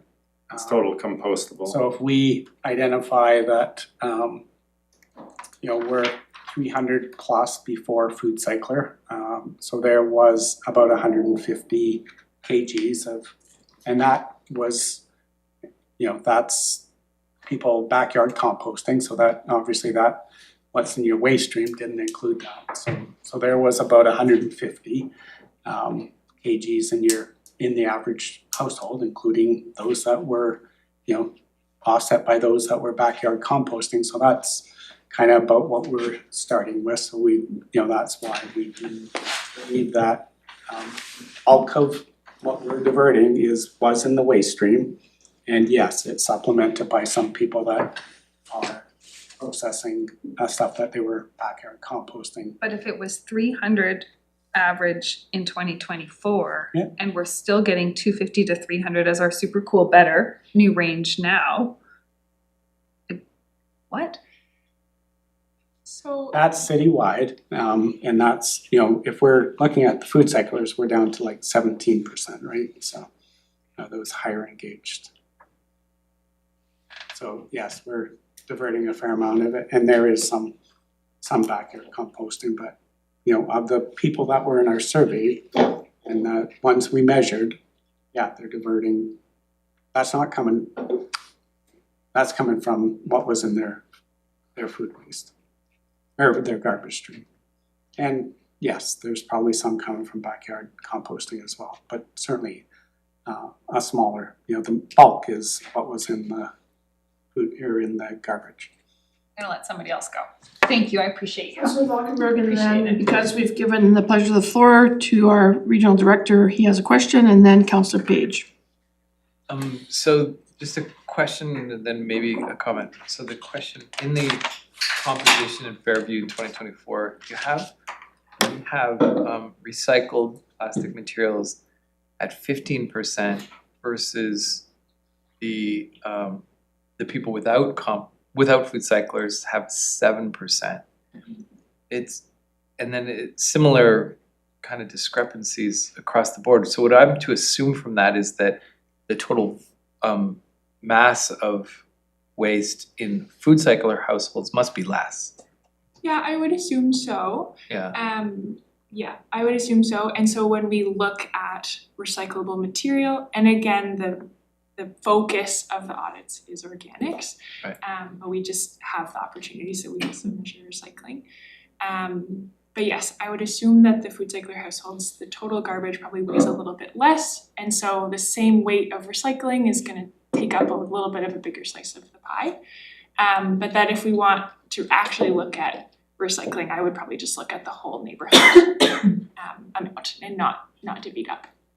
Right, okay. I was just trying to math it out here and it just seemed that there was something missing that didn't account for the fact that there had been some waste avoided, like there's something wasn't right, but I'm assuming it's just they happened to Taken more produce less households. waste. Well, To that's, get the 100 kg sample, it would have taken more food cycler having households to get to that 100 kg sample size for this. Mhm. And so then there would be that portion, 7% of recycling presumably in all of those building up to that, so there'd be a higher concentration of recycling. Right. and it's one day, so it's a snapshot. It's a right? snapshot. Yeah. Sure. So, But we're not to assume that, that people with food cycles are terrible at separating all Everything those else. things. No, because I'm perfect at all of that. Really good. Councillor Lockwood, you need to come to my garage. Yeah, True. you But can see our and- system too. Director, Yeah, you want just- the question? Sure. Just to follow up on that. So the other thing I wanted to note is that what we're comparing here is not the food cycler program against no food waste diversion. There's going to be some food waste diversion. So really what we're comparing is the food cycler program versus the green cart program. And in the green cart program, there's quite a bit going on there. Like you're going to have to have the curbside pickup go whether you are composting in your backyard or not. It's still gonna pass by your house. You're still gonna stop. They may not have to stop, maybe not, but likely there's going to be increasing number of stops even for smaller amounts. There's going to be a bare bin. So in terms of material, physical material of the food cycler versus, it's not food cycler versus nothing, it's food cycler versus a bare bin. So after the 7 years, you've got quite a bit of plastic, reinforced, high density plastics that are going to have to be dealt with as well. So if you add it up, there's the truck, you add it up, there's quite a bit of material inputs into a green cart program versus the food cycler programs. We should just keep that in mind because it's easy to think or to consider it's this versus nothing at all, but that's not in the cards.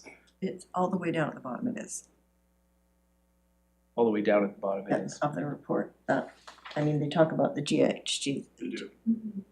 Yeah, but what I'm saying is that we're not comparing the food cycler versus no organics diversion at all. No. There's organics Oh, diversion that's a one way or choice. the other. Yeah.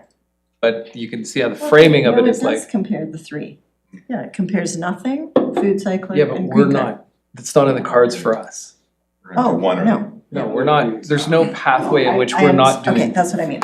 When you said us, we are Got it. doing organics diversion, one way or the other. So it's gonna be a green card program or it's gonna be the food cycler. So those are the things we should be comparing. Yeah. And so you're asking, when you raise the question about, say, material inputs, material outputs, that's a good question, it's a super valid question, but you need to compare it to the green card program and asking the same question. Does the green card program envision like everybody having something outside their house, or is Yep. there a, We're gonna get to that. yeah? We're only on phase 2 here and yeah, We're we got we're four. almost out of 20 time. minutes So I'm left. just gonna go to Director Newell. Thank you, so you have a gavel, right? Like you Yeah. can- Yeah, I can toss, I've never actually used it in a meeting in 3 No, years I and. Don't be the first. I don't have a question, I just thought, so I've been chair of the Central Resource Recovery Committee for 11 years and helped the RDCK move through its process of creating a new plan. And I want to acknowledge that what Chris said, that organics diversion is happening one way or the other, and it's been acknowledged. So I want to acknowledge the great work you're doing in trying to engage in organic diversion, methane reduction, and keeping Udashinya open for 95 more years. But I just thought, and so when you went with the food cycler program, I as chair thought, okay, the city is doing their thing, I'm not getting involved. So I purposely never talked to any of you specifically about it or anything. I just let you carry on, but you're having an interesting conversation and I am here, so I thought I would just say a couple of things. Organics reduction in our landfill is a top priority for the RDCK. We engaged all of our partners through the process, so all 20 of us around the boardroom table in one way or another, and I was disappointed, I'll say it, I was disappointed, and I think the RD in a way was disappointed that the city of Nelson chose a different path. Not that we're not happy you're not doing something, but we sure would have liked your feedstock and your feedstock down at Salmo. It's created an issue for us because we were counting on it and thought we had your support, and then the council of the day decided a different path, wanted to experiment with something else. So as you're considering things, and I'm not in any way judging what's going on here because it's good, it's helping reduce it. But if you were wondering if we wanted a partnership with the city of Nelson, we certainly would love to be partners in a regional program that we can continue to expand. We did expand it into the rural areas in a small way at Groman, so now I can actually recycle or take all my organics. So I take one garbage bag a month and I can take the organics. So we all recognize just the volume that organics take up in our stream.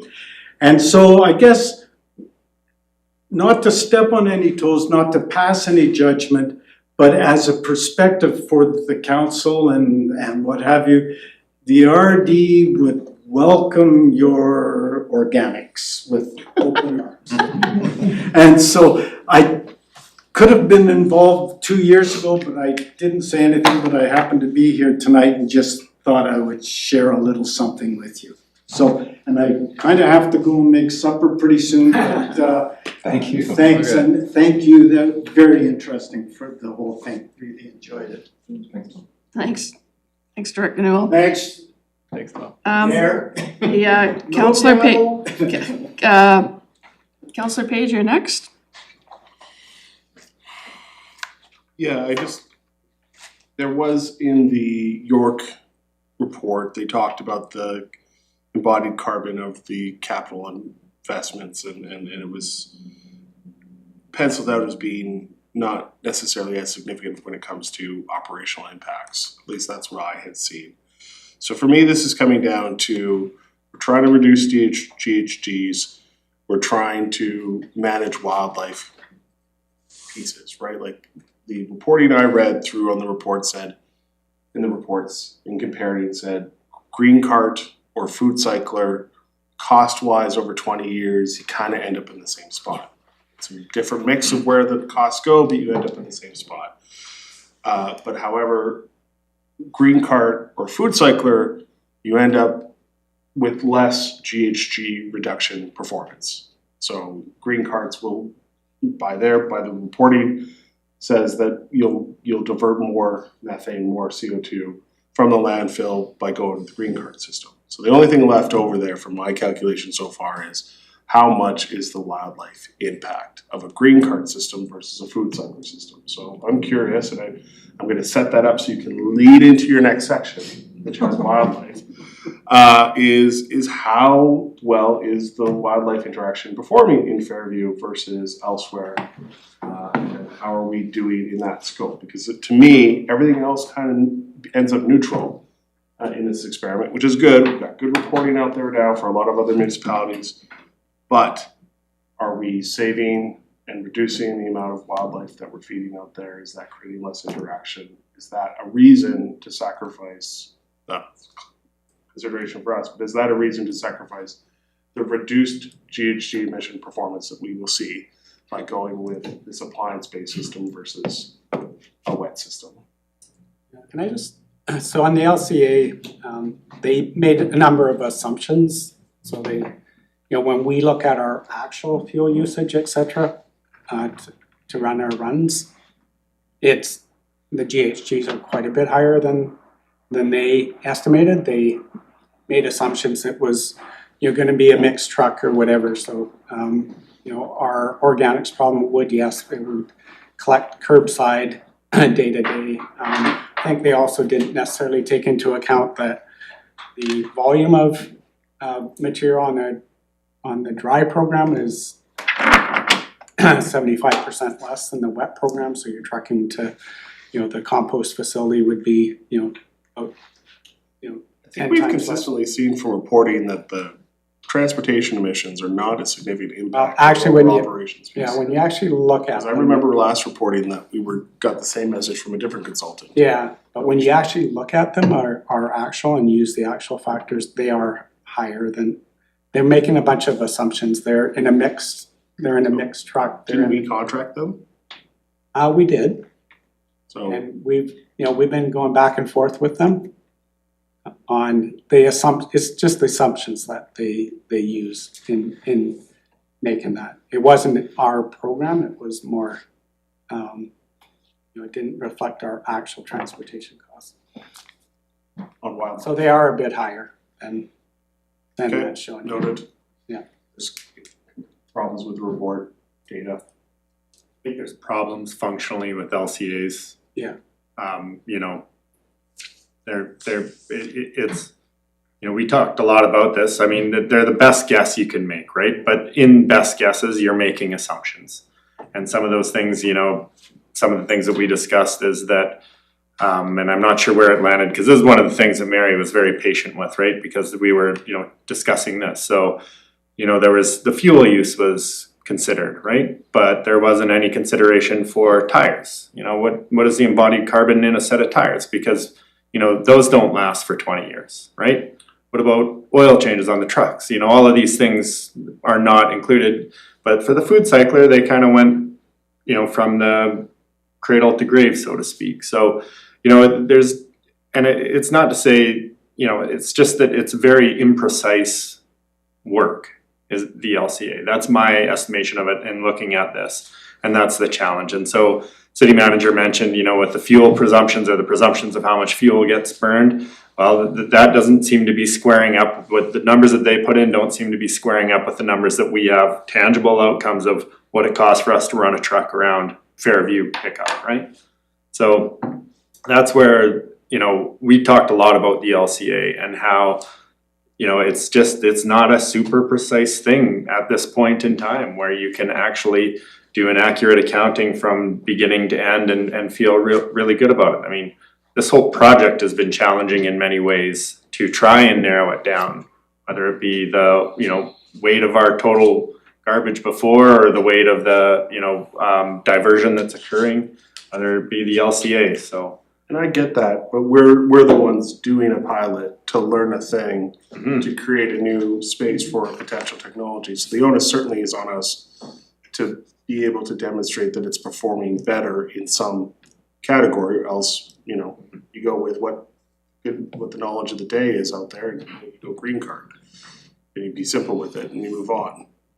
So I'm curious, if we're gonna continue down this thing and we have problems with data going in and we have reports that are coming out saying they're basically a wash and they're not, and the onus remains on us if we're trying to prove this technology to figure out if it's actually performing better, because the assumptions go both ways, right? Like we might end up down this path and have a program we scrap in 20 years because it doesn't actually perform, it doesn't last, it's too much work, it's burdensome. Yeah, anytime you adopt something new, then you're doing some of that stuff. But I am curious about wildlife, because right now, on the reports I've been given. Can I get out? Yeah, you can go. You can leave. Is that an option or no? Sorry? I just wanted to ask Director Newell a question, is that an option? No. Okay. Thanks. I'll email I mean, him. you can, I will. yeah, you can call them or I will. Thank you. ask Thank you. Councillor Page, who's our representative of the RDCK. Okay, Councillor Page sits at that table, Councillor Woodward now sits at that table, so you have people around the table that are your colleagues that you can ask questions to that have been there with Director Newell.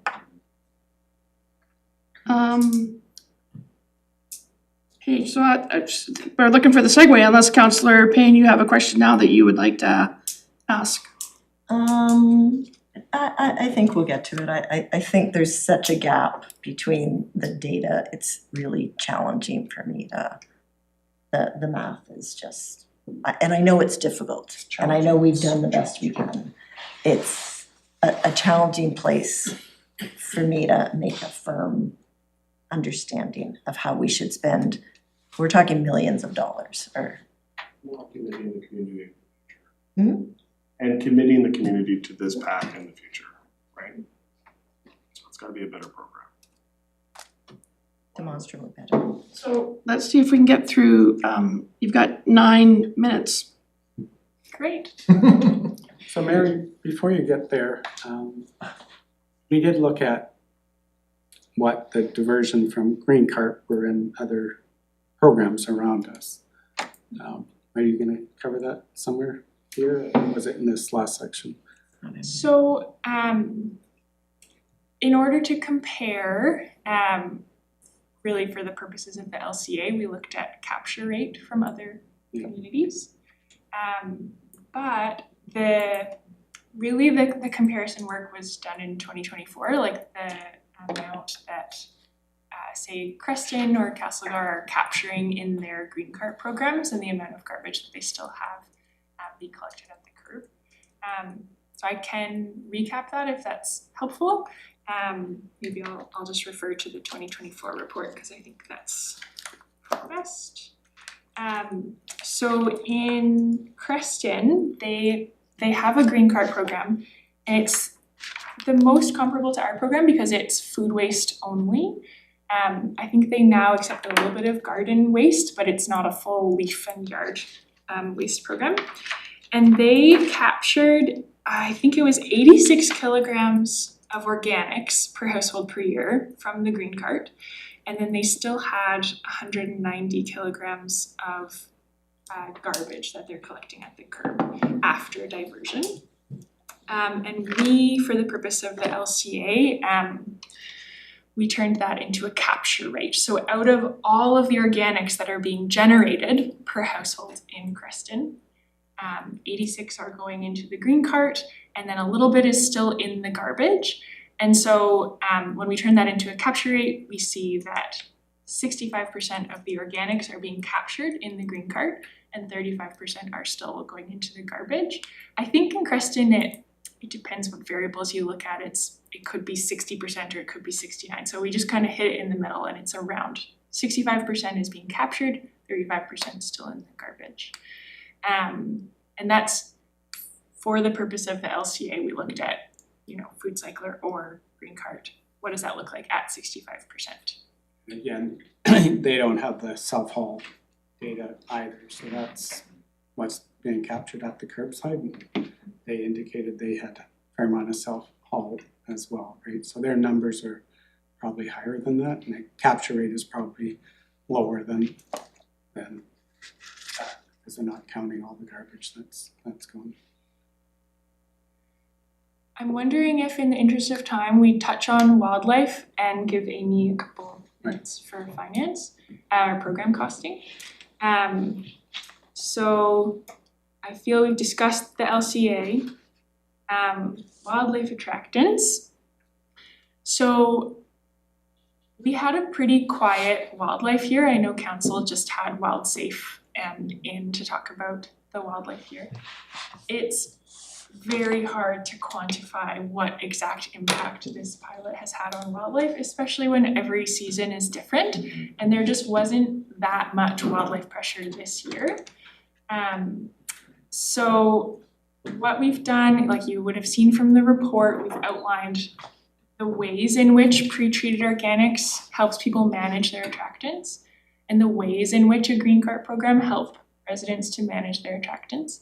But in either system, we're providing a tool, we're likely implementing regulation to require people to use the tool properly, whether it's a green cart or a food cycler.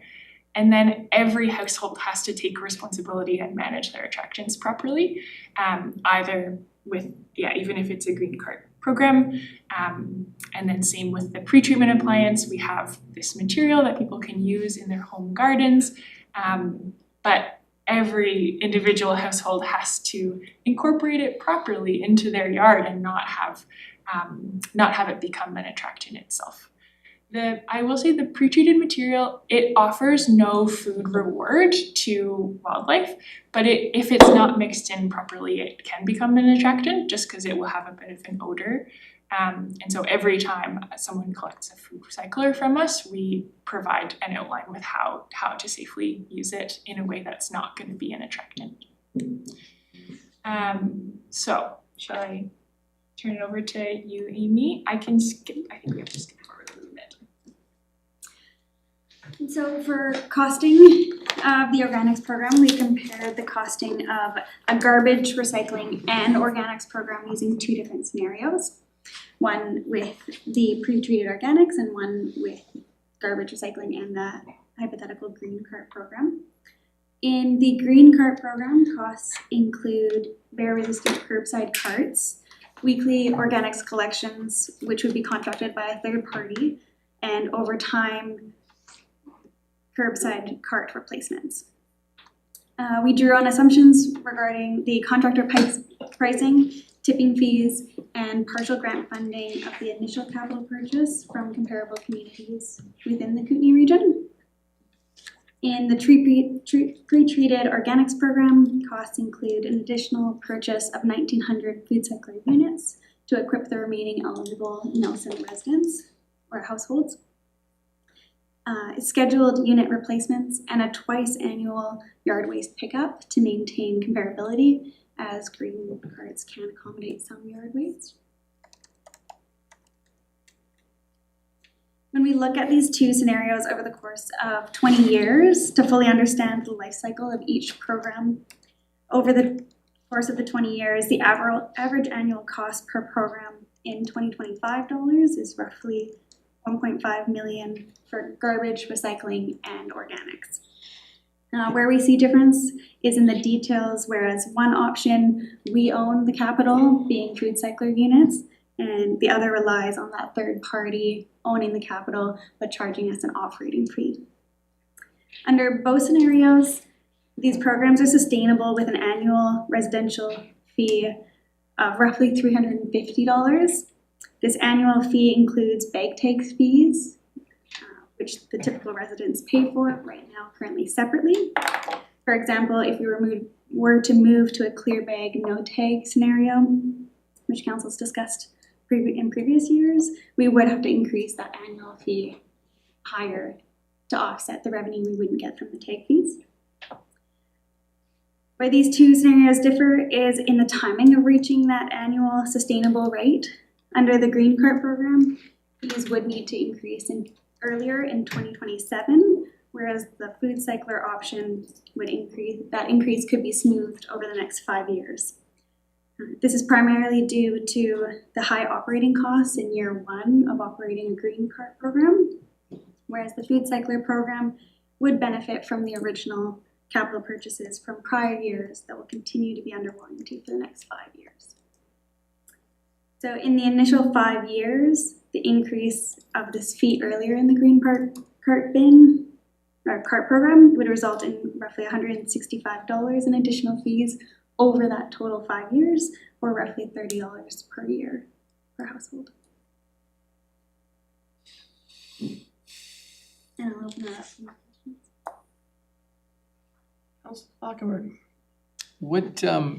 What are the revenue, what's the revenue side of this picture in terms of the green cart versus the food cycler? And by that I mean like future grant programs, anything like that?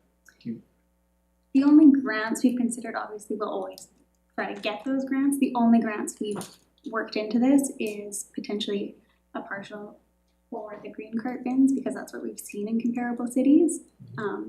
We did not factor in any grant capabilities for any future food cycler bins.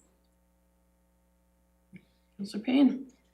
What's the life of a green cart? I mean, my recycling bin has been just going strong and it looks totally fine. Do they last 10, 15, 20 or? We see between 10 and 20 years. Okay. We've assumed So it amortizes over a longer period. much longer period. But can I so I'm just a bit curious, maybe somebody can tell me. These might be different green bins, like I don't care what we do. I mean, we'll make a decision at some point here. But do our green bins have to be technologically more advanced because we have to keep out the bears than they would be curbside in Surrey? Yeah. Yeah. So we have to buy a more expensive green I believe that was bin. priced in. I think we use the bear resistant, there's no bear proof bin. And I believe these ones just are similar to if you've seen Castlegar with a clip that kind of locks in the lid on top.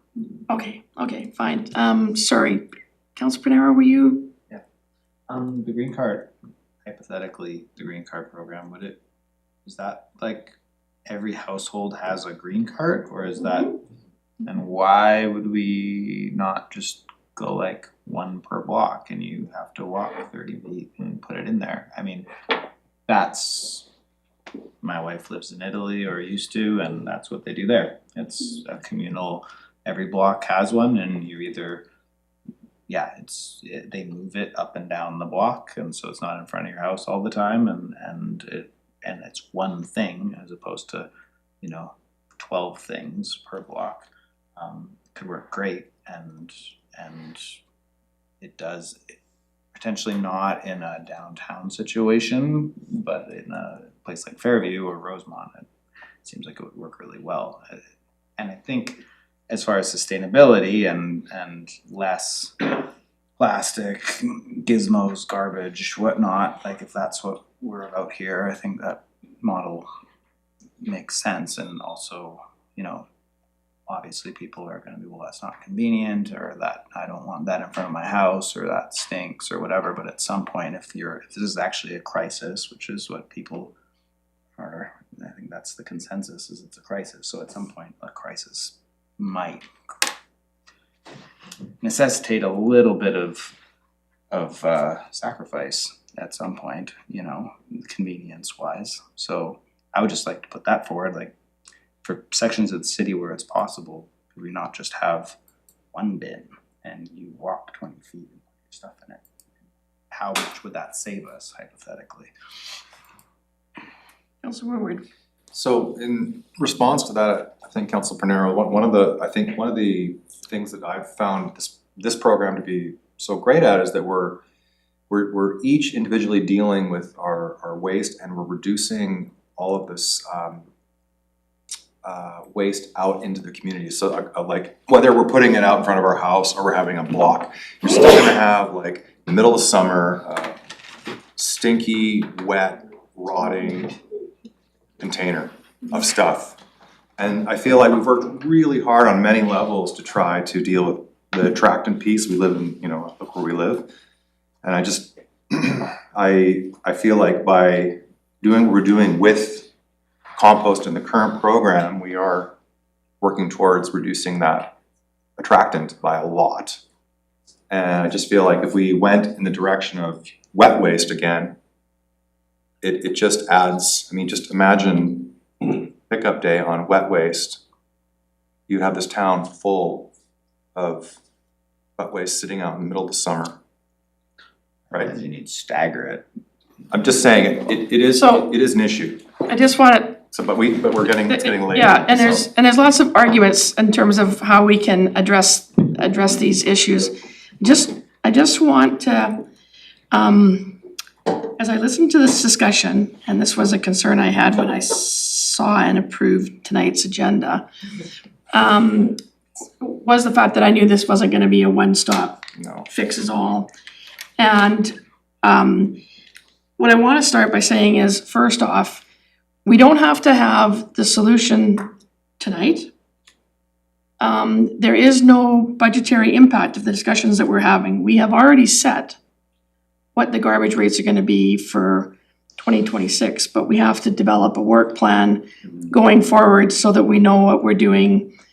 Maybe at some point it starts in 2026, but in terms of any kind of additional taxation costs, we are not contemplating that with this discussion right now. We do not have to have a definitive answer tonight. It's all here together. There is on the agenda for later this evening to pass a resolution.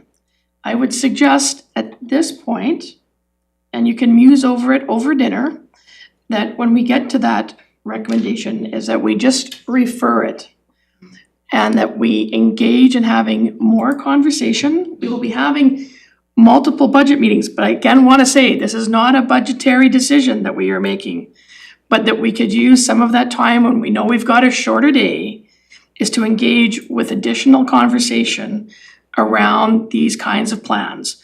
Because I know that even there's been this, we're not even, really finished it.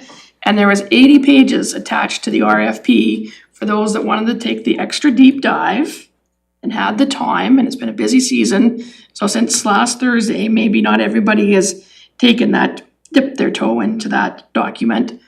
So that would be my suggestion. So my suggestion right now is to have a recess to eat dinner.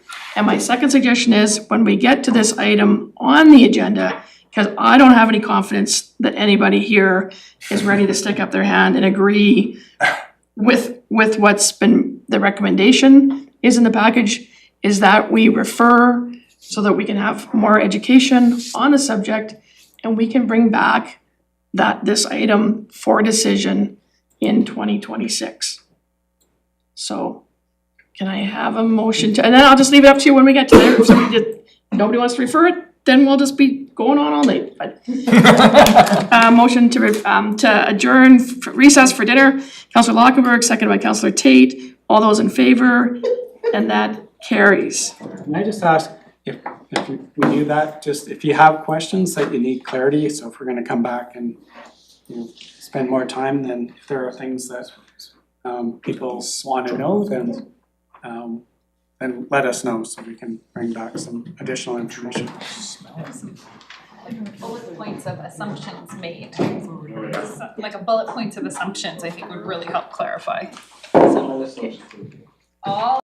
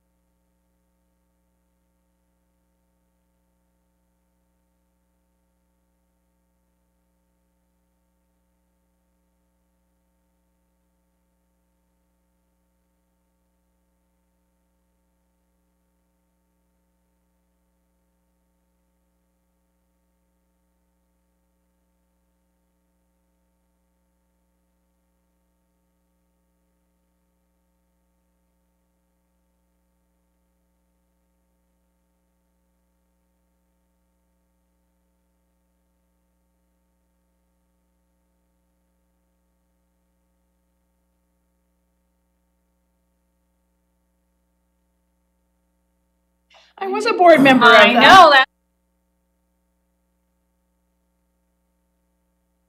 Now. Okay. On that note, welcome back, everybody, and for those that are just tuning in, this is our regular council meeting for December the 2nd and our last meeting of 2025. And so if I could have a motion to reconvene, please. That's been moved by Councillor Tate, seconded by Councillor Woodward. All those in favor? And that carries. So we left off at item 6, so going on to item number 7, City Manager, verbal report. Yeah, nothing, I really participated in all the things I think the rest of you did, so ribbon cutting of the transit exchange, et cetera, so. Okay, moving on to council reports. I know that Councillor Payne, you probably have something to report on the housing meeting. I have a few things, but could I just ask a question? Sure can. At the transit opening, there was some discussion about seating that would be augmenting what is currently there. Is that something that we can share with the public now, or? Yeah, I know a little bit, yeah, so they're looking at some options to put in between what's there now, so there's sort of the lean-to type, and then actually have a narrower bench in between those ones, so they're just working with BC Transit to see if there's some options there that might work for that location, but. Awesome, yeah. I just think it's important to let people know that their voices have been heard and there's a solution in the works, and I look forward to seeing those mini benches, whatever they turn out to be, where people can sit and be a little more comfortable on the north side of the street. Thanks. So Councillor Payne.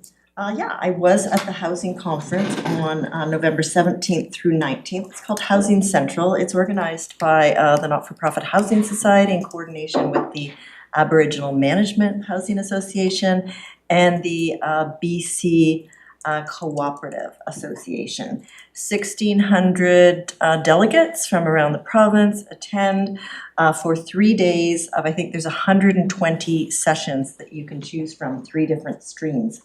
One of the things I wanted to remark that I've been going, this is the 3rd year that I've attended, and each year the number of local electeds attending has increased, and there was a fairly significant number of individuals there, including 2 councillors from Trail.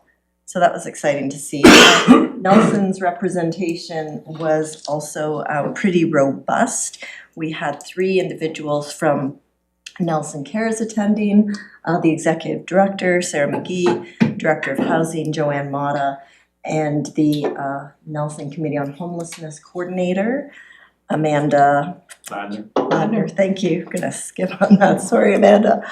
As well as we had staff, our senior planner, Ken Bordeaux, attended this year. So it was really great because with all of those sessions going on, it was rare that I sat in a session with anyone else. So we were able to collaborate on a lot of information that was available, and they're always sort of pushing the bar. I think it's super useful to find out what other communities are doing, as well as what's coming down the pike. Both the Provincial Ministry for Housing and the Federal Minister for Housing spoke. They had to both speak via the airwaves due to the fact that with slim majorities in both of their houses, they weren't really able to leave in case of votes being called in their hand needing to be counted in that. Yeah, lots of amazing things happening. I personally attended sessions around cooperatives, which I think is an area where Nelson could be a little more robust, housing cooperatives. So I've got some feelers out there on how we can possibly move that forward, and also funding outside of government funding. So there are a variety of agencies and organizations that can stack the funding to move projects forward, and I think that's important for us to look at since BC Housing has been so generous to Nelson in the past. I think we need to look at different ways that we can continue moving our numbers forward to meet and maybe even exceed our housing needs reports if all things go well. So excellent opportunity to exchange information. I did sit down beside someone from Community Futures in the East Kootenay who is holding a housing symposium. So Andrea Wilkie from Community Futures in Nelson and I will be attending that on Thursday in Radium Hot Springs. I think it'll be a really great example to look at, that regional collaboration, and hope that we can replicate something similar on our side of the pass. As the mayor said, so many other things have been happening at Nelson. I'll just mention, I was there with another member of staff last night at probably the funnest AGM I ever go to. I think I joined just because their AGMs are so fun.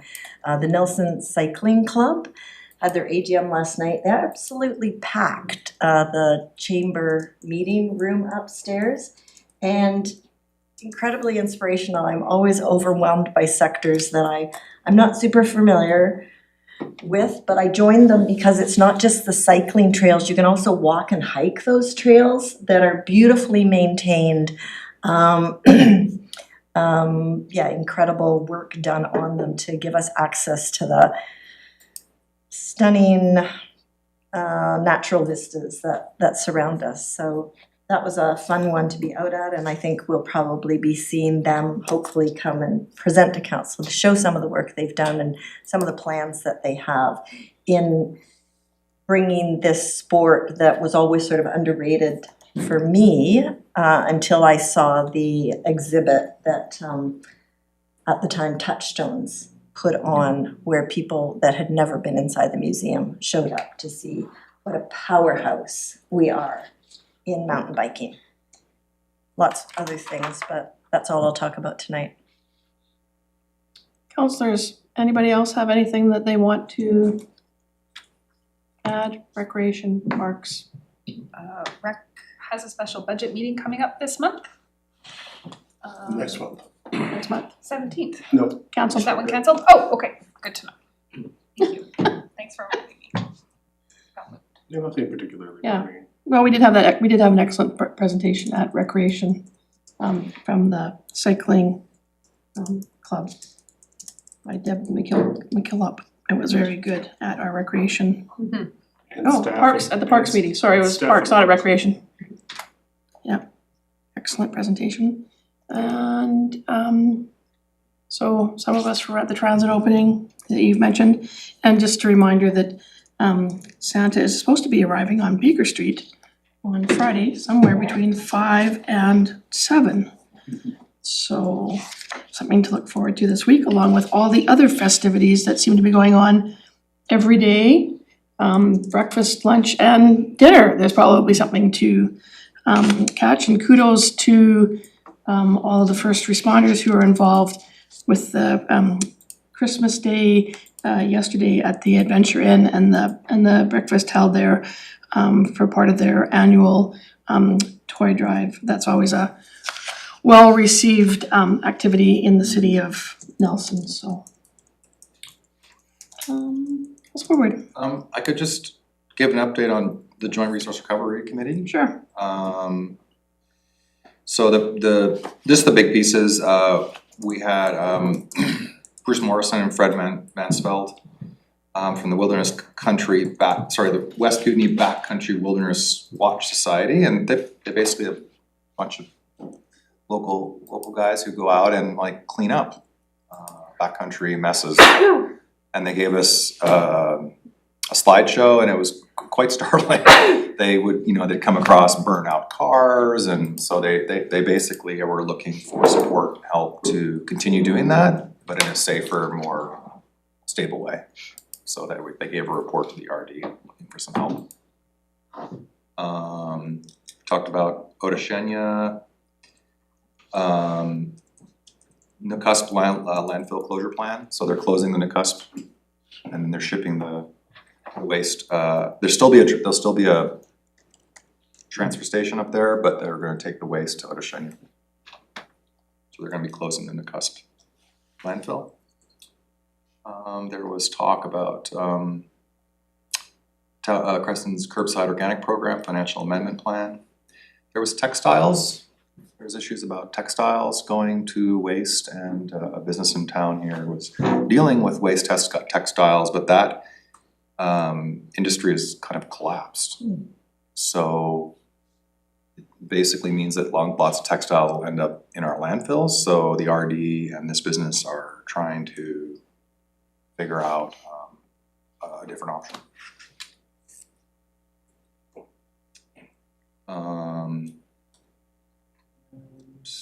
I think the other one here was a plastics registry, so the federal government wants a plastic registry to happen, which is onerous to say the least, that we're supposed to be separating out our plastics, but it is a very complicated situation of how do you do that, and how does a small local areas like our deal with like having plastics come in and having to separate them out.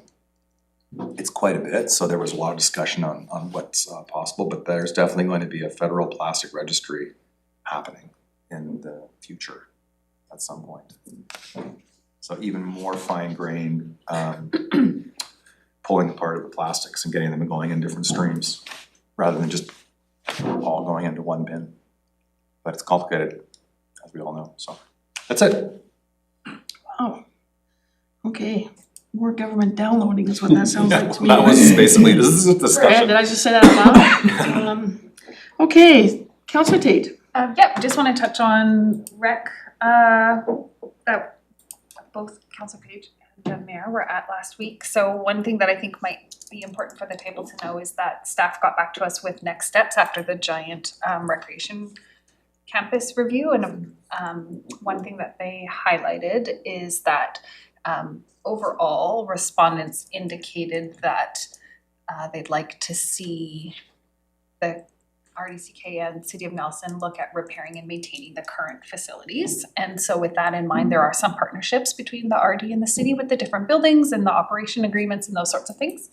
And we all went on a little tour of some of our facilities last week that helps us understand what we're looking at better when we come up on facilities planning. And so I think that's important for us to always have at the top of our minds is how are we gonna navigate these really expensive facilities moving forward. Okay. Thanks. Councillor Payne. I just want to add one thing. I wasn't sure whether Councillor Tate would mention it, but her and I attended the Nelson Hydro Pest Management session that was held out at the North Shore Hall last week, last Tuesday.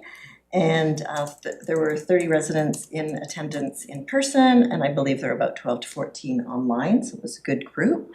I thought Scott Spencer did an excellent job of going through the process, addressing many of the concerns, and moving forward. There is an open Let's Talk on the city website, which I believe closes on December 14th, maybe 15th, December 14th. So if you still have information that you would like to input around the pest management plan, and many of the challenges that had been circling out there in the ether, I believe were adequately addressed, but Hydro is still very, very open to hearing what the community is looking for and how that can be incorporated into the next pest management plan going forward. I thought it was an excellent event, and I gotta tell you, he had some darn good cookies brought in to appease the seething masses. Cookies. Okay, thank you. So there's no, we have no requests and we have no delegations, so moving on to the bylaws.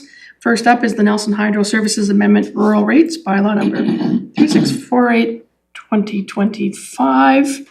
So on October the 3rd, 2025 and October the 24th, 2025, Nelson Hydro presented to council with regards to its 2026 and 2027 budgets and the corresponding need for general rate increases in the rural service area. Council provided staff with direction to move forward with implementing a 15.98% annual general rate increase for the rural services area for 2026 and a 3.77% for 2027. Council passed first three readings of the Hydro Services Bylaw Rural Rates Amendment number 3648 2025 on November the 18th and is now being asked to adopt the bylaw. So there's a summary and background there and a resolution, and Councillor Woodward. I'll move it. Moved by Councillor Woodward, is there a seconder? Councillor Lockenberg. That the Corporation of the City of Nelson's Hydro Services Bylaw Rural Rates Amendment number 3648 2025 be finally adopted. It's been moved and seconded. Any questions or concerns, councillors? I just add that. Yes. The Utility Commission did approve this interim rate, so that's why we're approving this. It obviously has to go through their process to approve the final rate, but they've so we can start billing at the new rates in the new year while it goes through that process. Okay, like I say, it's been moved and seconded. All those in favor?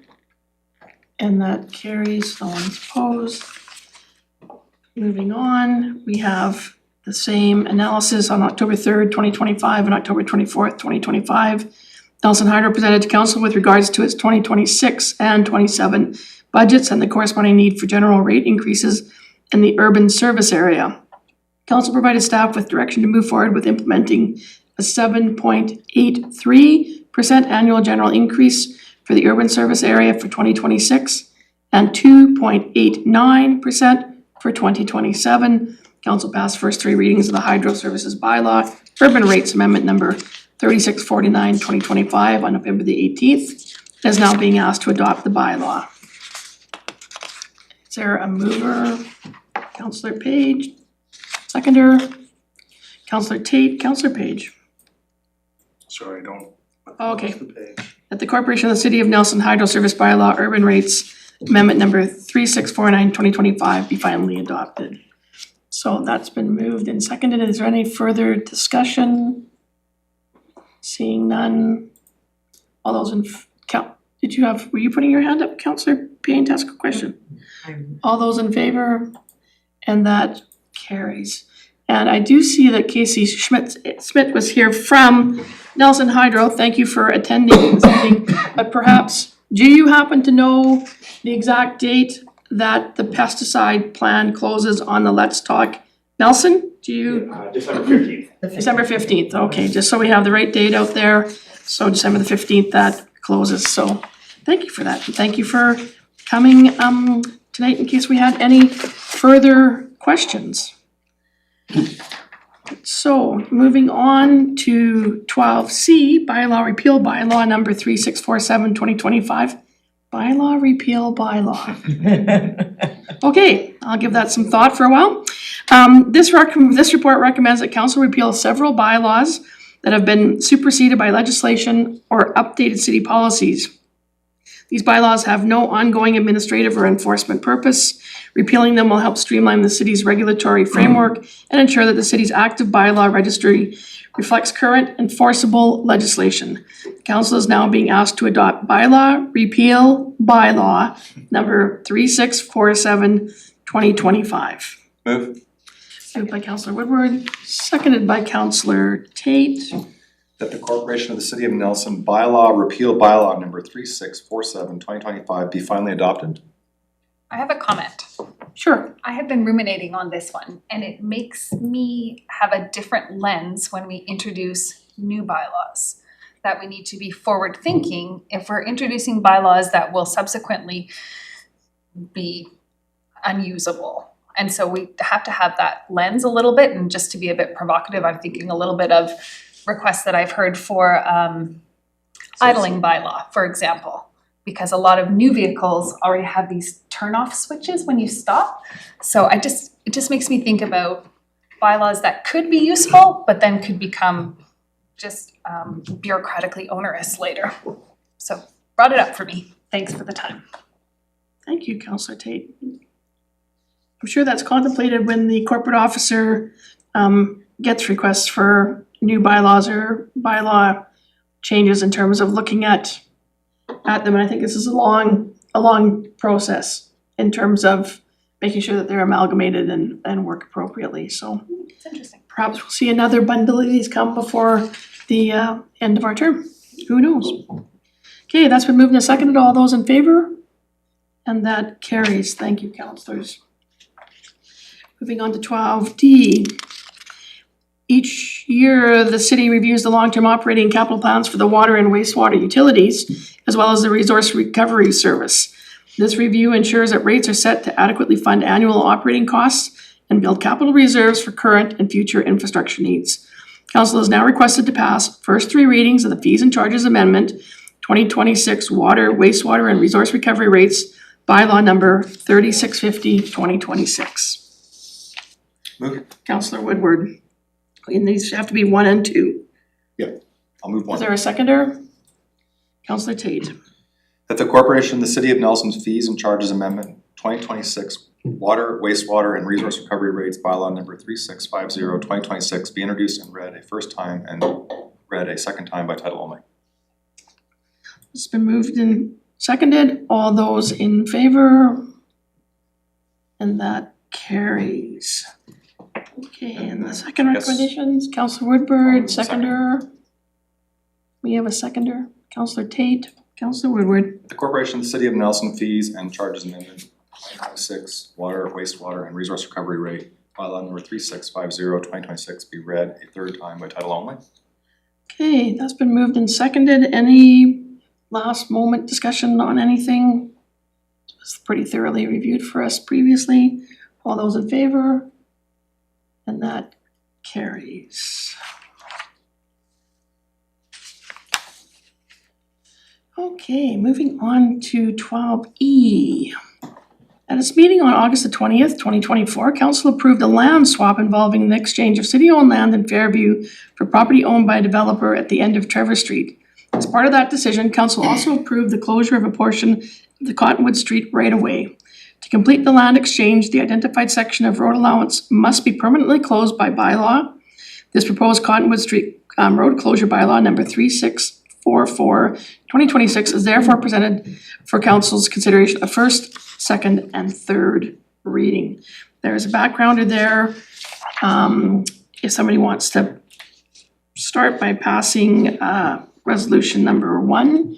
And we do have staff here, so Councillor Lockenberg, seconded by Councillor Page. Councillor Lockenberg. The council passes the following resolutions that the Cottonwood Street Road Closure Bylaw number 3644-2026 be read a first time and second time by title only. Okay, so Councillor, that's been moved and seconded. We have staff here. Does anybody have a question? Councillor Page. I was curious looking at this, if we could just go over why we're closing this and why we're not integrating this into the road that's there. I'm sure it's been mentioned as part of the conversations way back when we had these conversations, but yeah. Cottonwood Street is, is considered too steep to meet our road grades. I think it's 19% plus. It's actually closed, that very top portion that's very steep after LVR is actually closed in the winter. So it's not a road that we want people using and accessing. But a 9-meter wide corridor will still remain. So there'll be utilities under that and a pathway so that people can walk down from Trevor Street or bike down. But it won't be open for vehicles. Okay, thanks. Okay, any further questions regarding that? Okay, seeing none, it's been moved and seconded. All those in favor? Carries. And if I could have a mover, moved by Councillor Woodward, seconded by Councillor Tate. That the Cottonwood Street Road Closure Bylaw number 3644-2026 be read a third time by title only. Okay, that's been moved and seconded. All those in favor? And that carries. Through the chair, did you see the hug about the pathway from the new Trevor Street extension up to the park area? I did see the hug and I put it in our staff room. 3 hugs. There was 3 hugs, yes. There was 3 hugs. But that hug is related to It is. I'll just know, I've been up there a few times, if that's okay through the chair, and there's been quite a few people using the pathway, even when it wasn't kind of open. It's, you know, from my anecdotal kind of experiences being up there, so it's already very well. Thank you for joining us this evening, Adley. Thank you so much.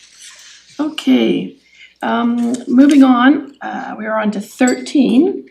And our first item up is Resource Recovery Pre-Treated Organics Program. And during the December 2nd regular meeting, let me think about that. Today, during the earlier part of today's meeting, staff provided the workshop on the pre-treated organics pilot program, including the evaluation results gathered in 2025. Staff recommended adopting the pre-treated organics program and purchasing 1,900 additional food cycler appliances for a citywide program rollout. Council is now being asked to decide the direction the city takes with its organics program. Councillor Woodward. I would like to refer this matter back to staff for further information. Okay, is there a seconder for referral? Councillor Lochtenberg. Discussion on referral, Councillor Page. Can I divide it? I think it's only the referral piece that matters to me for more information is A. The rest of the program, B and C, I'm like, yep, we're ready to continue to move on in those components, and I'm just waiting for more information to be satisfied for A. So is it possible just to divide and? I think you wanna look at this in totality. Yeah, I think it's all in one. It's your bag, no tag. Yeah. We haven't had enough conversation about that one. So I think that, I mean, as we discussed earlier in the day, I think that there's still some unanswered questions, and I think at this point, what we need to do, I mean, we so seldom refer anything, it's kind of an oddity for us, unlike what happens quite often at the regional district table. That I think what we need to do is take some time. This was a big package that came to us on Thursday. We've got the slide deck now, we've got an 80-page report that's attached to this RFP. I think that we need to have some time to take it away and look at all of it, formulate some questions perhaps over the holidays, and bring this back. As was mentioned earlier, this resolution has no financial impacts at this point, so it's not something that we have to decide now for the wastewater and water bills to be able to go out, so we do have some time. And I think we want to make sure that we have any questions that we are thinking of about answered. So I would recommend that you then, if you have some questions, is that Mr. Johnson, the general manager, is in charge of this area under his portfolio. So any questions, I would ask that you refer them to Mr. Johnson, and he'll make sure that the right people in the climate group get them to answer on a go-forward basis. Councillor Lockenberg. Do you want to know those questions now or just email them after? Well, I mean, if you have some questions now, they're still sitting here, we could ask them now, but I think that. No, I mean, like, do you want us to publicly just send say them or I think just send email them. Yeah, Yeah. that's good. And include everybody, so that. Include everybody, yeah, so when you send it, but, so the staff person to send them to, but make sure that there's a CC to all of council, because we might have the same ones and then we won't be, first guy to the send button, you know, gets to lead the way. Okay, sounds good. Okay, so, it's been moved and second for referral, all those in favor of referral? Okay, and that carries. Thank you, councillors. And moving on to 13B, we have a Regional District of Central Kootenay Regional Parks funding request.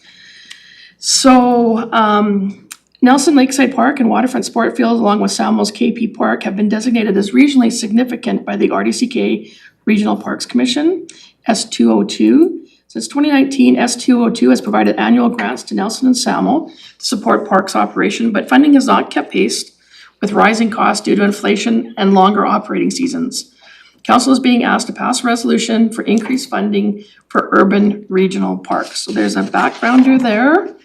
I'm sure that either Mr. Jury or Mr. Johnson, who were at the last regional parks meeting along with our representative, Councillor Page, would be able to answer any questions. And I think that we can pass this all as one resolution. So if we could have a mover to start with discussion, Councillor Page, seconded by Councillor Woodward. Councillor Page? The council directs staff to formally request from the Regional District of Central Kootenay Service S202 that the City of Nelson Regional Parks, Lakeside and Plainfields be funded 100% for 2026 and subsequent years in line with the other regional parks. And that council directs staff to formally request from the Regional District of Central Kootenay Services S202 for one-time capital funding in 2026 for refurbishment of the lakeside bathrooms in the amount of $147,000, representing 49% of the estimated total cost of $300,000. So that's been moved and seconded. Does anybody have any questions or does anybody need any clarification around that? Councillor Tate. Could you just give us the bullet points, cause I get a little bit muddled on how that finances work. So we're members of the thing and we are this percent of the thing and Yeah. can you remind us how that works? Absolutely. Thanks. So that's the 49%, so we're the 51%. Okay. So within that service includes Nelson's Lakeside Park. So there's some funding in 2025, that amount was about $390,000 that is paid out of that service that comes into our budget to help fund some of the cost of Lakeside Park. As we talked about in the RFD and in the presentation, it doesn't cover all of the cost, but some of that cost. But then when the regional district taxes its participants, Nelson being one of them, we pay 51% of that cost. So the money comes to us, but in effect, we're sort of paying half of it. If that makes sense. And I think, and I'm not sure if this will help with what you're asking about, Councillor Tate, but the principle being that this is a regional park service, the Lakeside Park and Plainfield has been identified as being a regionally important park, and so we're part of this park service. All the other regional parks get, the 100% of the cost for those parks go into the mixing bowl, and then it's paid out via the split between all the different areas. So we're just simply advocating that the same thing happens with Lakeside Park, as opposed to being sort of funded between this 75% sort of mark, or Does that help? Provide a Yep, bit of and color? sorry, what percent is getting of the about $500,000 to run that park every year? What percent is getting paid from S202? What percent? Well, it was 390,000 in 2025.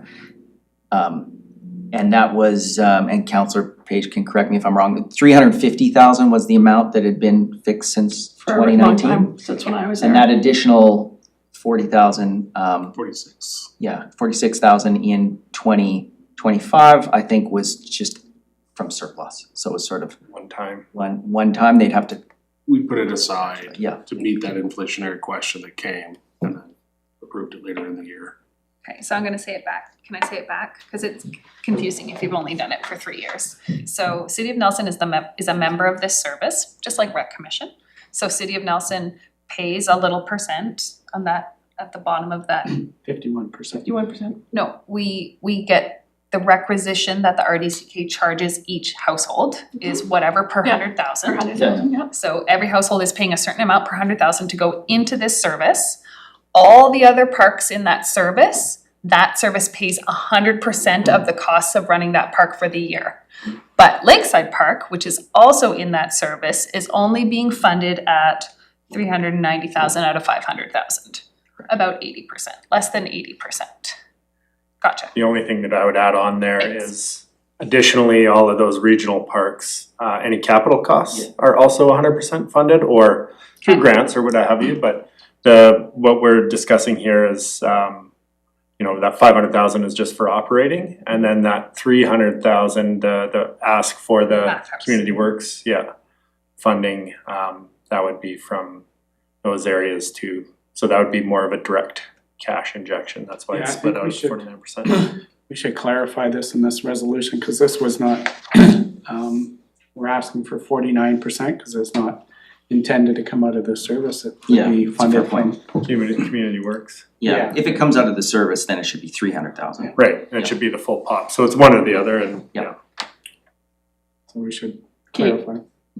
So this has been moved and seconded. So are we looking? And are we wanting to go to division, like having it backtrack, or what are we looking for? Or are we looking for a different way to look at that? So I know that the second part is about the capital. Now, why don't we divide it into the first one and then have to play with the second part? Move to divide. Is there a reason to? It's just because one is operating, the top Yeah, paragraph is about operating. The bottom paragraph is It's about capital. capital. But it's not Right. clear that ask of 180. Yeah, let's just divide it and then, Okay. because one is coming out of S202 and the other one isn't, is what our, Is possibly not. possibly not, yeah. Okay, move to divide. I need a second. So, Do corporate you officer, agree do I with have to that? have a motion to divide? We should, because Okay, so it's been moved by Councillor Tate, it's been seconded by Councillor Lochtenberg. So then I'm going back, do I need to have a mover now for number one again? We've moved and seconded both of these. Hang on a second. I gotta think here for a Yeah. moment. It's complicated. Yeah. So let's move and second it again, Okay, them again. So Okay. we've already got, and so we'll just withdraw the first mover and Great. seconder. We'll take your resolution to separate the two. okay, So we need a seconder for that one. yeah, we got that. It was seconded by Councillor Lochtenberg. Wattenberg, okay, and then we'll. Okay, so number one, if I could have a mover? You have to wanna vote fix on that. it, yeah, right? Oh, wait, so on division, Do you wanna change the first one? okay. No. We just voted on division. Yeah. All in favor on division, Okay. over there. I'll move one. Okay, good, seconder, Councillor Page, So am I reading the top one? yeah, Okay. The council directs staff to formally request from the Regional District of Central Kootenay Service S202 that the City of Nelson Regional Parks, Lakeside and Playing Fields be funded at 100% for 2026 and subsequent years in line with other regional parks. yeah, that's been moved and seconded, all those in favor? It's a question. That carries. Sorry, that's a question. Question, Councillor Page. So we're talking about the differentiation and clarity around operations versus capital. Yeah. Do we wanna be using the word operations I in think this it's not motion? clear. 100% of the operations and maintenance for 2026 and subsequent years. Yeah. Friendly amendment. And I also, just not to complicate it, but it isn't the whole of Lakeside Park. We have this, designated area, these designated areas we've said have regional significance. Or is this for 100% versus the Lakeside designated? and the playing fields, yeah. Okay, Just to be, excuse me if I may, just to be clear, the other parks are funded at 100% capital and operations. So why do we need to specify, separate them, and just say 100%, that's what we're looking for? Why would we? Well, I guess the only thing we hear is that we would like to have 100% of operating all the time. The bathhouse is a one-off capital, so we might not be. I get why. No, and I understand what you're also saying is that, like, we should be in, if we decide that we need something else, like more bike racks next year, they should be in for 100 on that as well. But, I mean, I think it's the generosity of what we've been doing. Well, that's all fair and good, but I think the point here is that we want equity with the other parks. Why would we I not? don't think we've really developed out the capital plan yet to present to them to get that comfort level, so I see, I so think we as need a- to do some more work. Because we're still doing the parks plan, Okay, right? so just to So, make it easier for them to swallow. I think this is a pretty well-defined 2026 request. Yeah. And, if we can get something locked in inflationary on the operating side, like Got the it. city manager says, we Fair can probably build out a capital plan and make that a subsequent.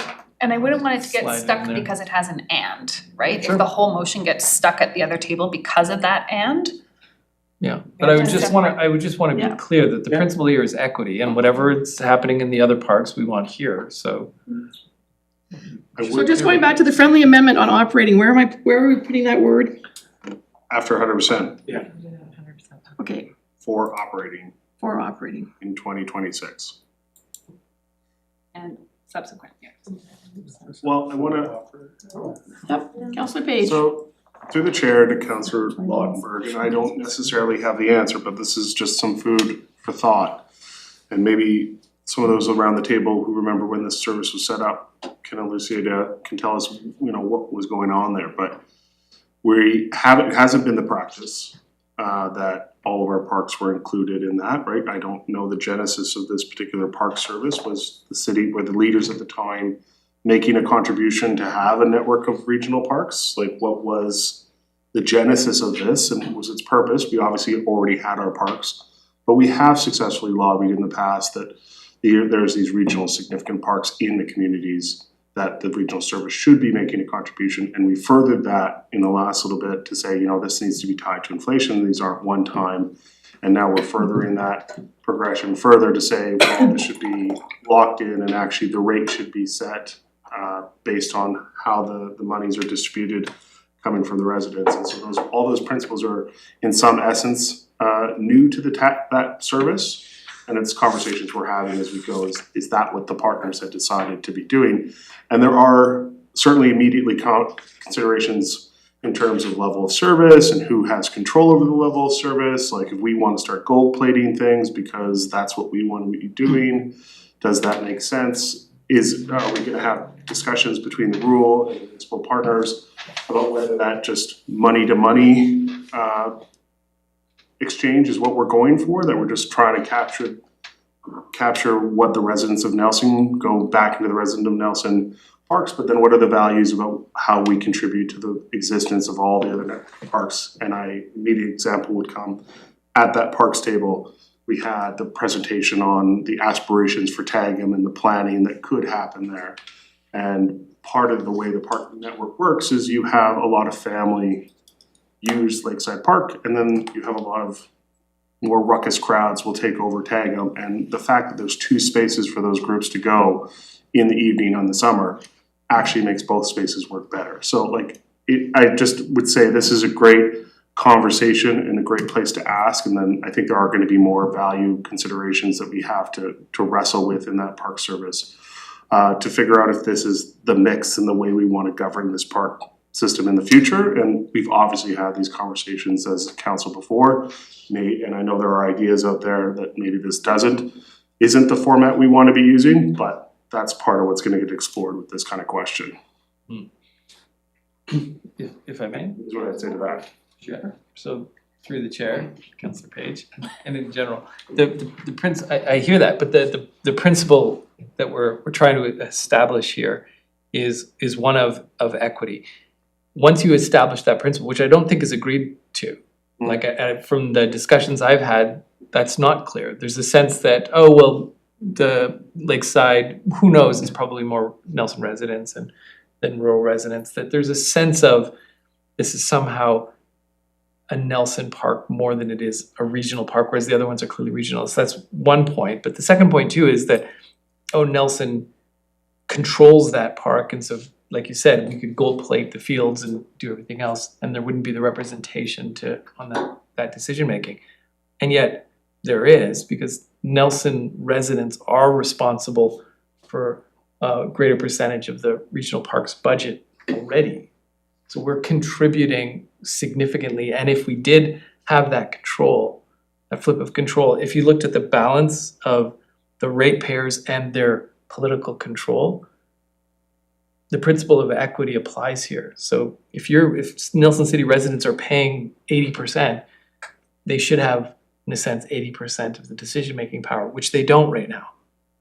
They don't. It's 51 of 80. Yeah, but if you add it up, because Nelson residents are paying effectively twice for the regional parks, because we're paying extra for this regional park that no other taxpayer is paying. So there's an inequity established. All I'm saying is, do we agree that the principle here is equity?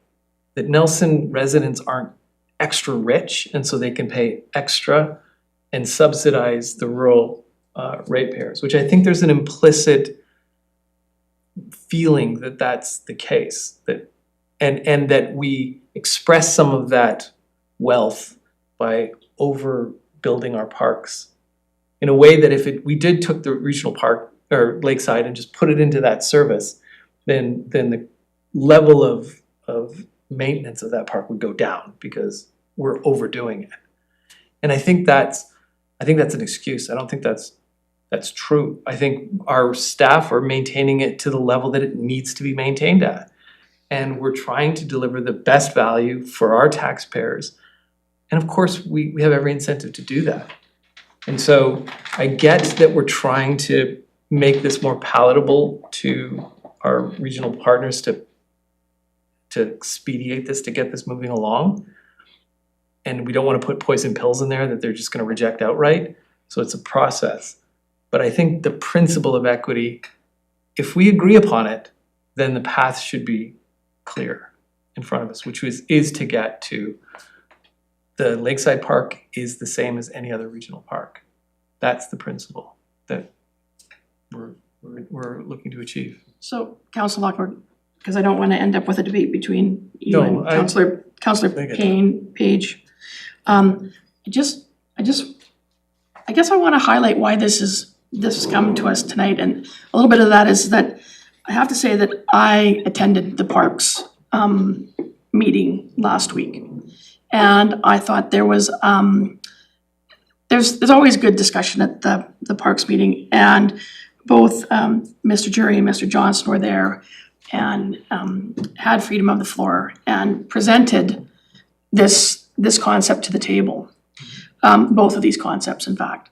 And one of the things is that in discussions afterwards, the thought was that we should probably make a formal request, because what happens here is that we talk about this here, and it's never on a piece of paper. We talk about many things. We talk about the waste recovery. We talk about all of these services we have with them, and it never gets to be on a piece of paper.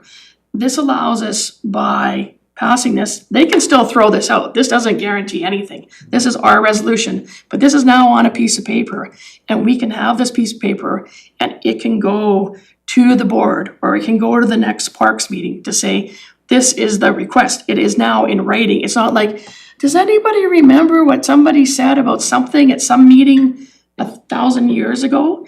Like I sat at the table for like 2 or 2.5 years before we finally got to the 350, and at that point, the 350 ask was actually 550 to try to find some equity in this parks program. So it's taken a long time, and while there has been movement, and I appreciate and congratulate those around the table that have been able to move this forward very slowly, it was always kind of a bit of he said, they said, she said, we forgot, oh, we'll refer it to the next meeting, right? And so it took a long time, and I think that when we get some consensus, we're never going to be perfect here. We might not all agree about what these two things say here. But when we get close to some consensus, it gives us something to share with our neighbors. So we have a point to start a discussion.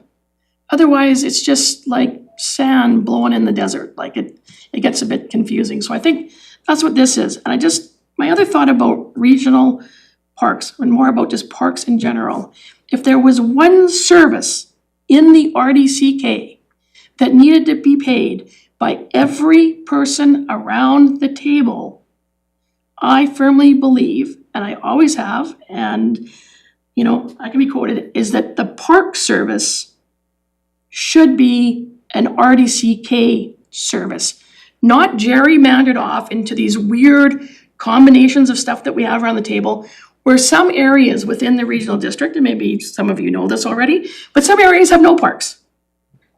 So they pay nothing, right? Parks are something I think that taxpayers should pay for, because it's like it's one of those places you can go to where the cost is epis.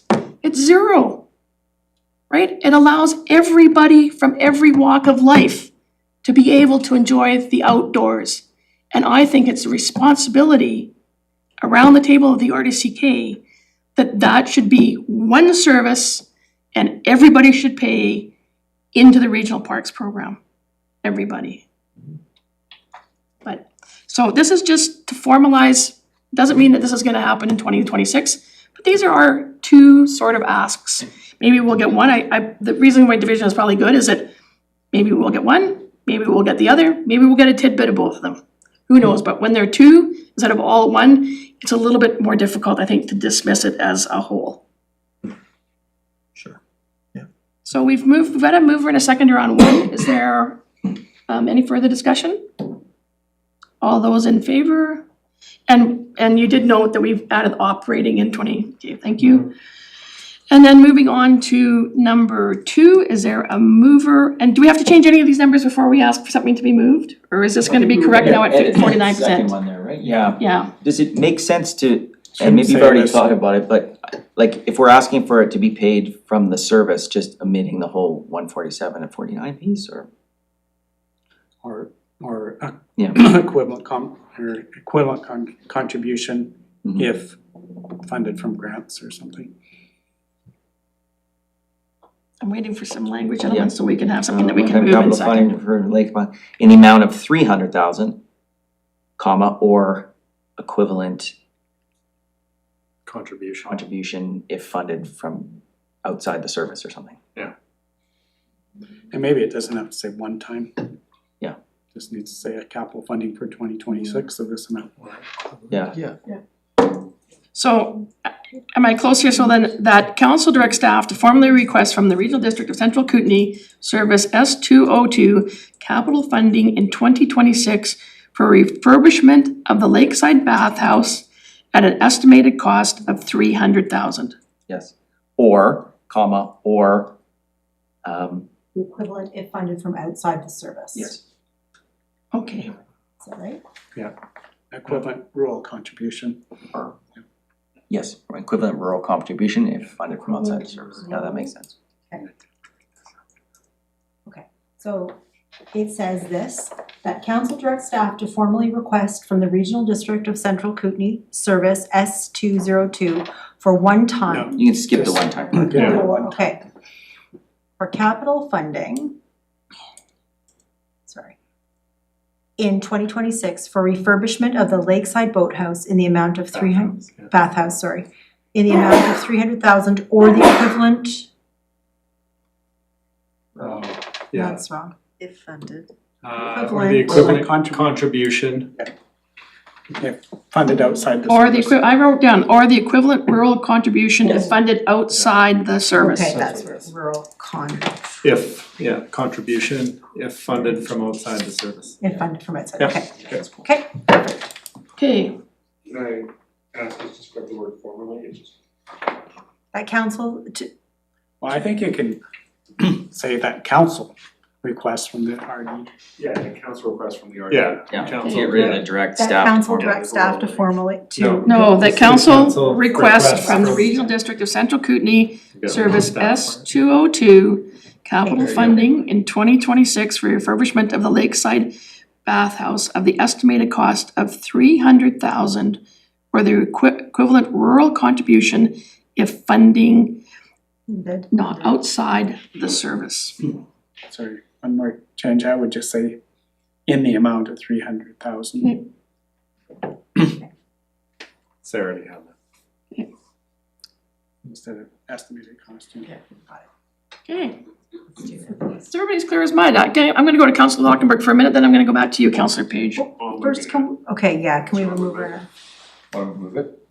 Yeah, if you, Yeah, moved by Councillor Lockenberg, seconded by Councillor Page. Councillor Lockenberg is the mover. okay, so I'm clear here. We're making a formal request to the RD. This is gonna come in the form of a letter. There's in this resolution, there's no why. Like, why are we asking for this? And that's the principle here that I'm talking about that we need to establish so that we're not setting up the framework for this is a one-time thing. So that next year, when we come back and ask for more, they're like, well, you asked for it last year. Like, we're just nitpicking at it. There's a principle here that Well, we're this is trying a to project, achieve. though. This is a specific project. This is This is a Lakeside. specific project, but there's still a why we're asking for funding for this project. And the why is, we're looking for equity. And this isn't the last time that we're gonna be coming to ask for more. So I just think it would be just smart, if not at the very least courtesy, to explain why we're doing this and set the context up that this isn't the end of it. right? This is just a step. Yeah, We can do that in the letter. Yeah, and there has been, just so you know, Councillor Luckman, again, that there was some good discussion, so there was discussion about the fact that that we do have this parks plan. Right. That we haven't formalized, but the bathhouse is like one of those, we need a force main.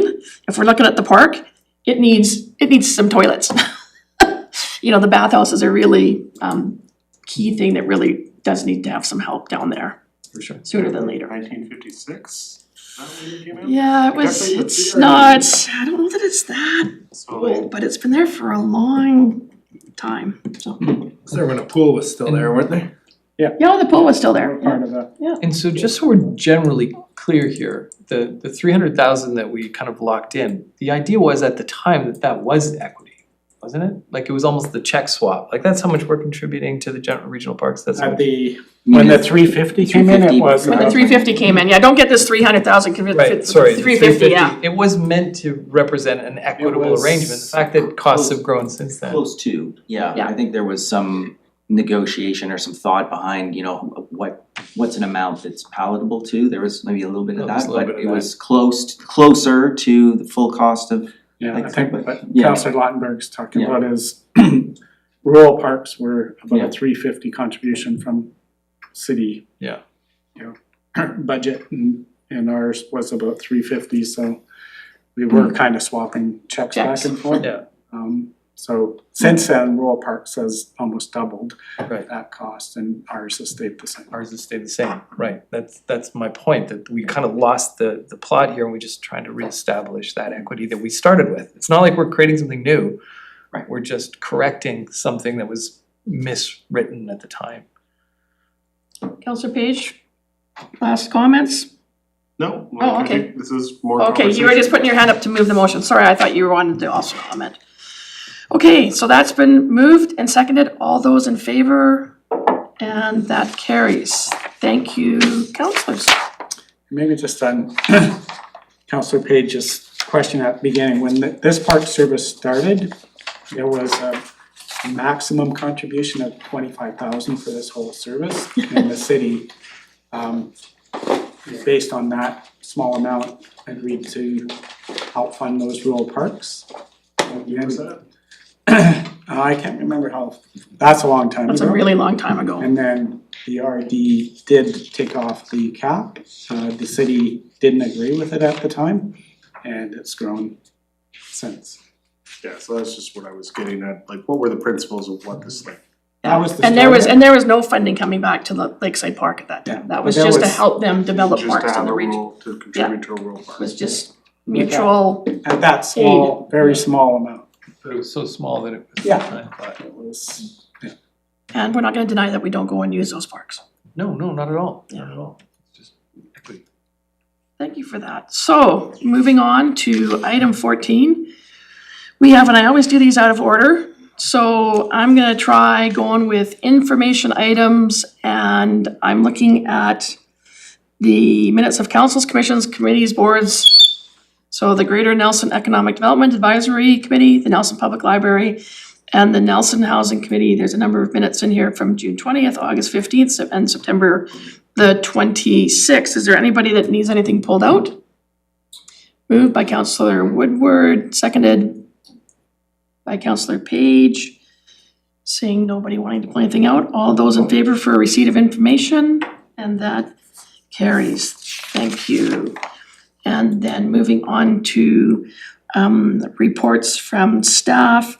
We have before us the finance report and the development services report. Is anybody want to pull anything out of there?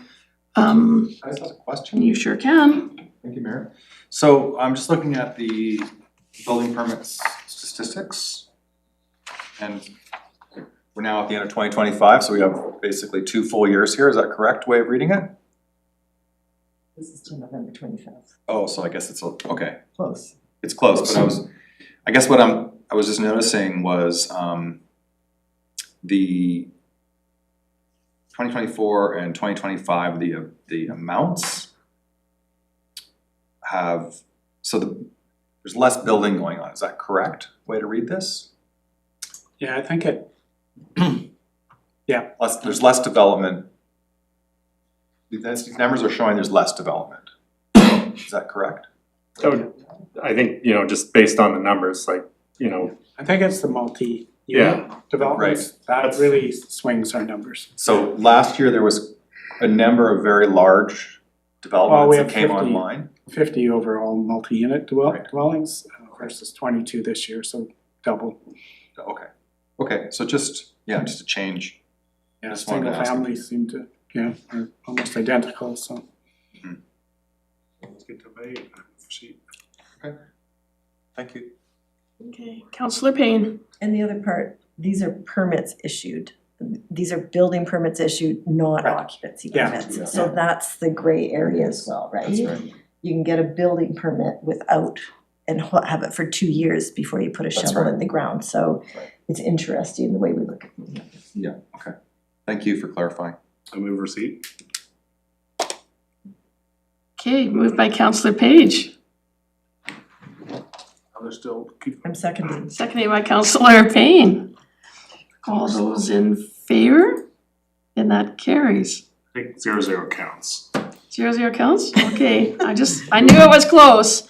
Anyways, there's no notices of motion, no late items. If I could have a resolution to adjourn the last council meeting of 2025. Moved by Councillor Panero, seconded by Councillor Page. All those in favor?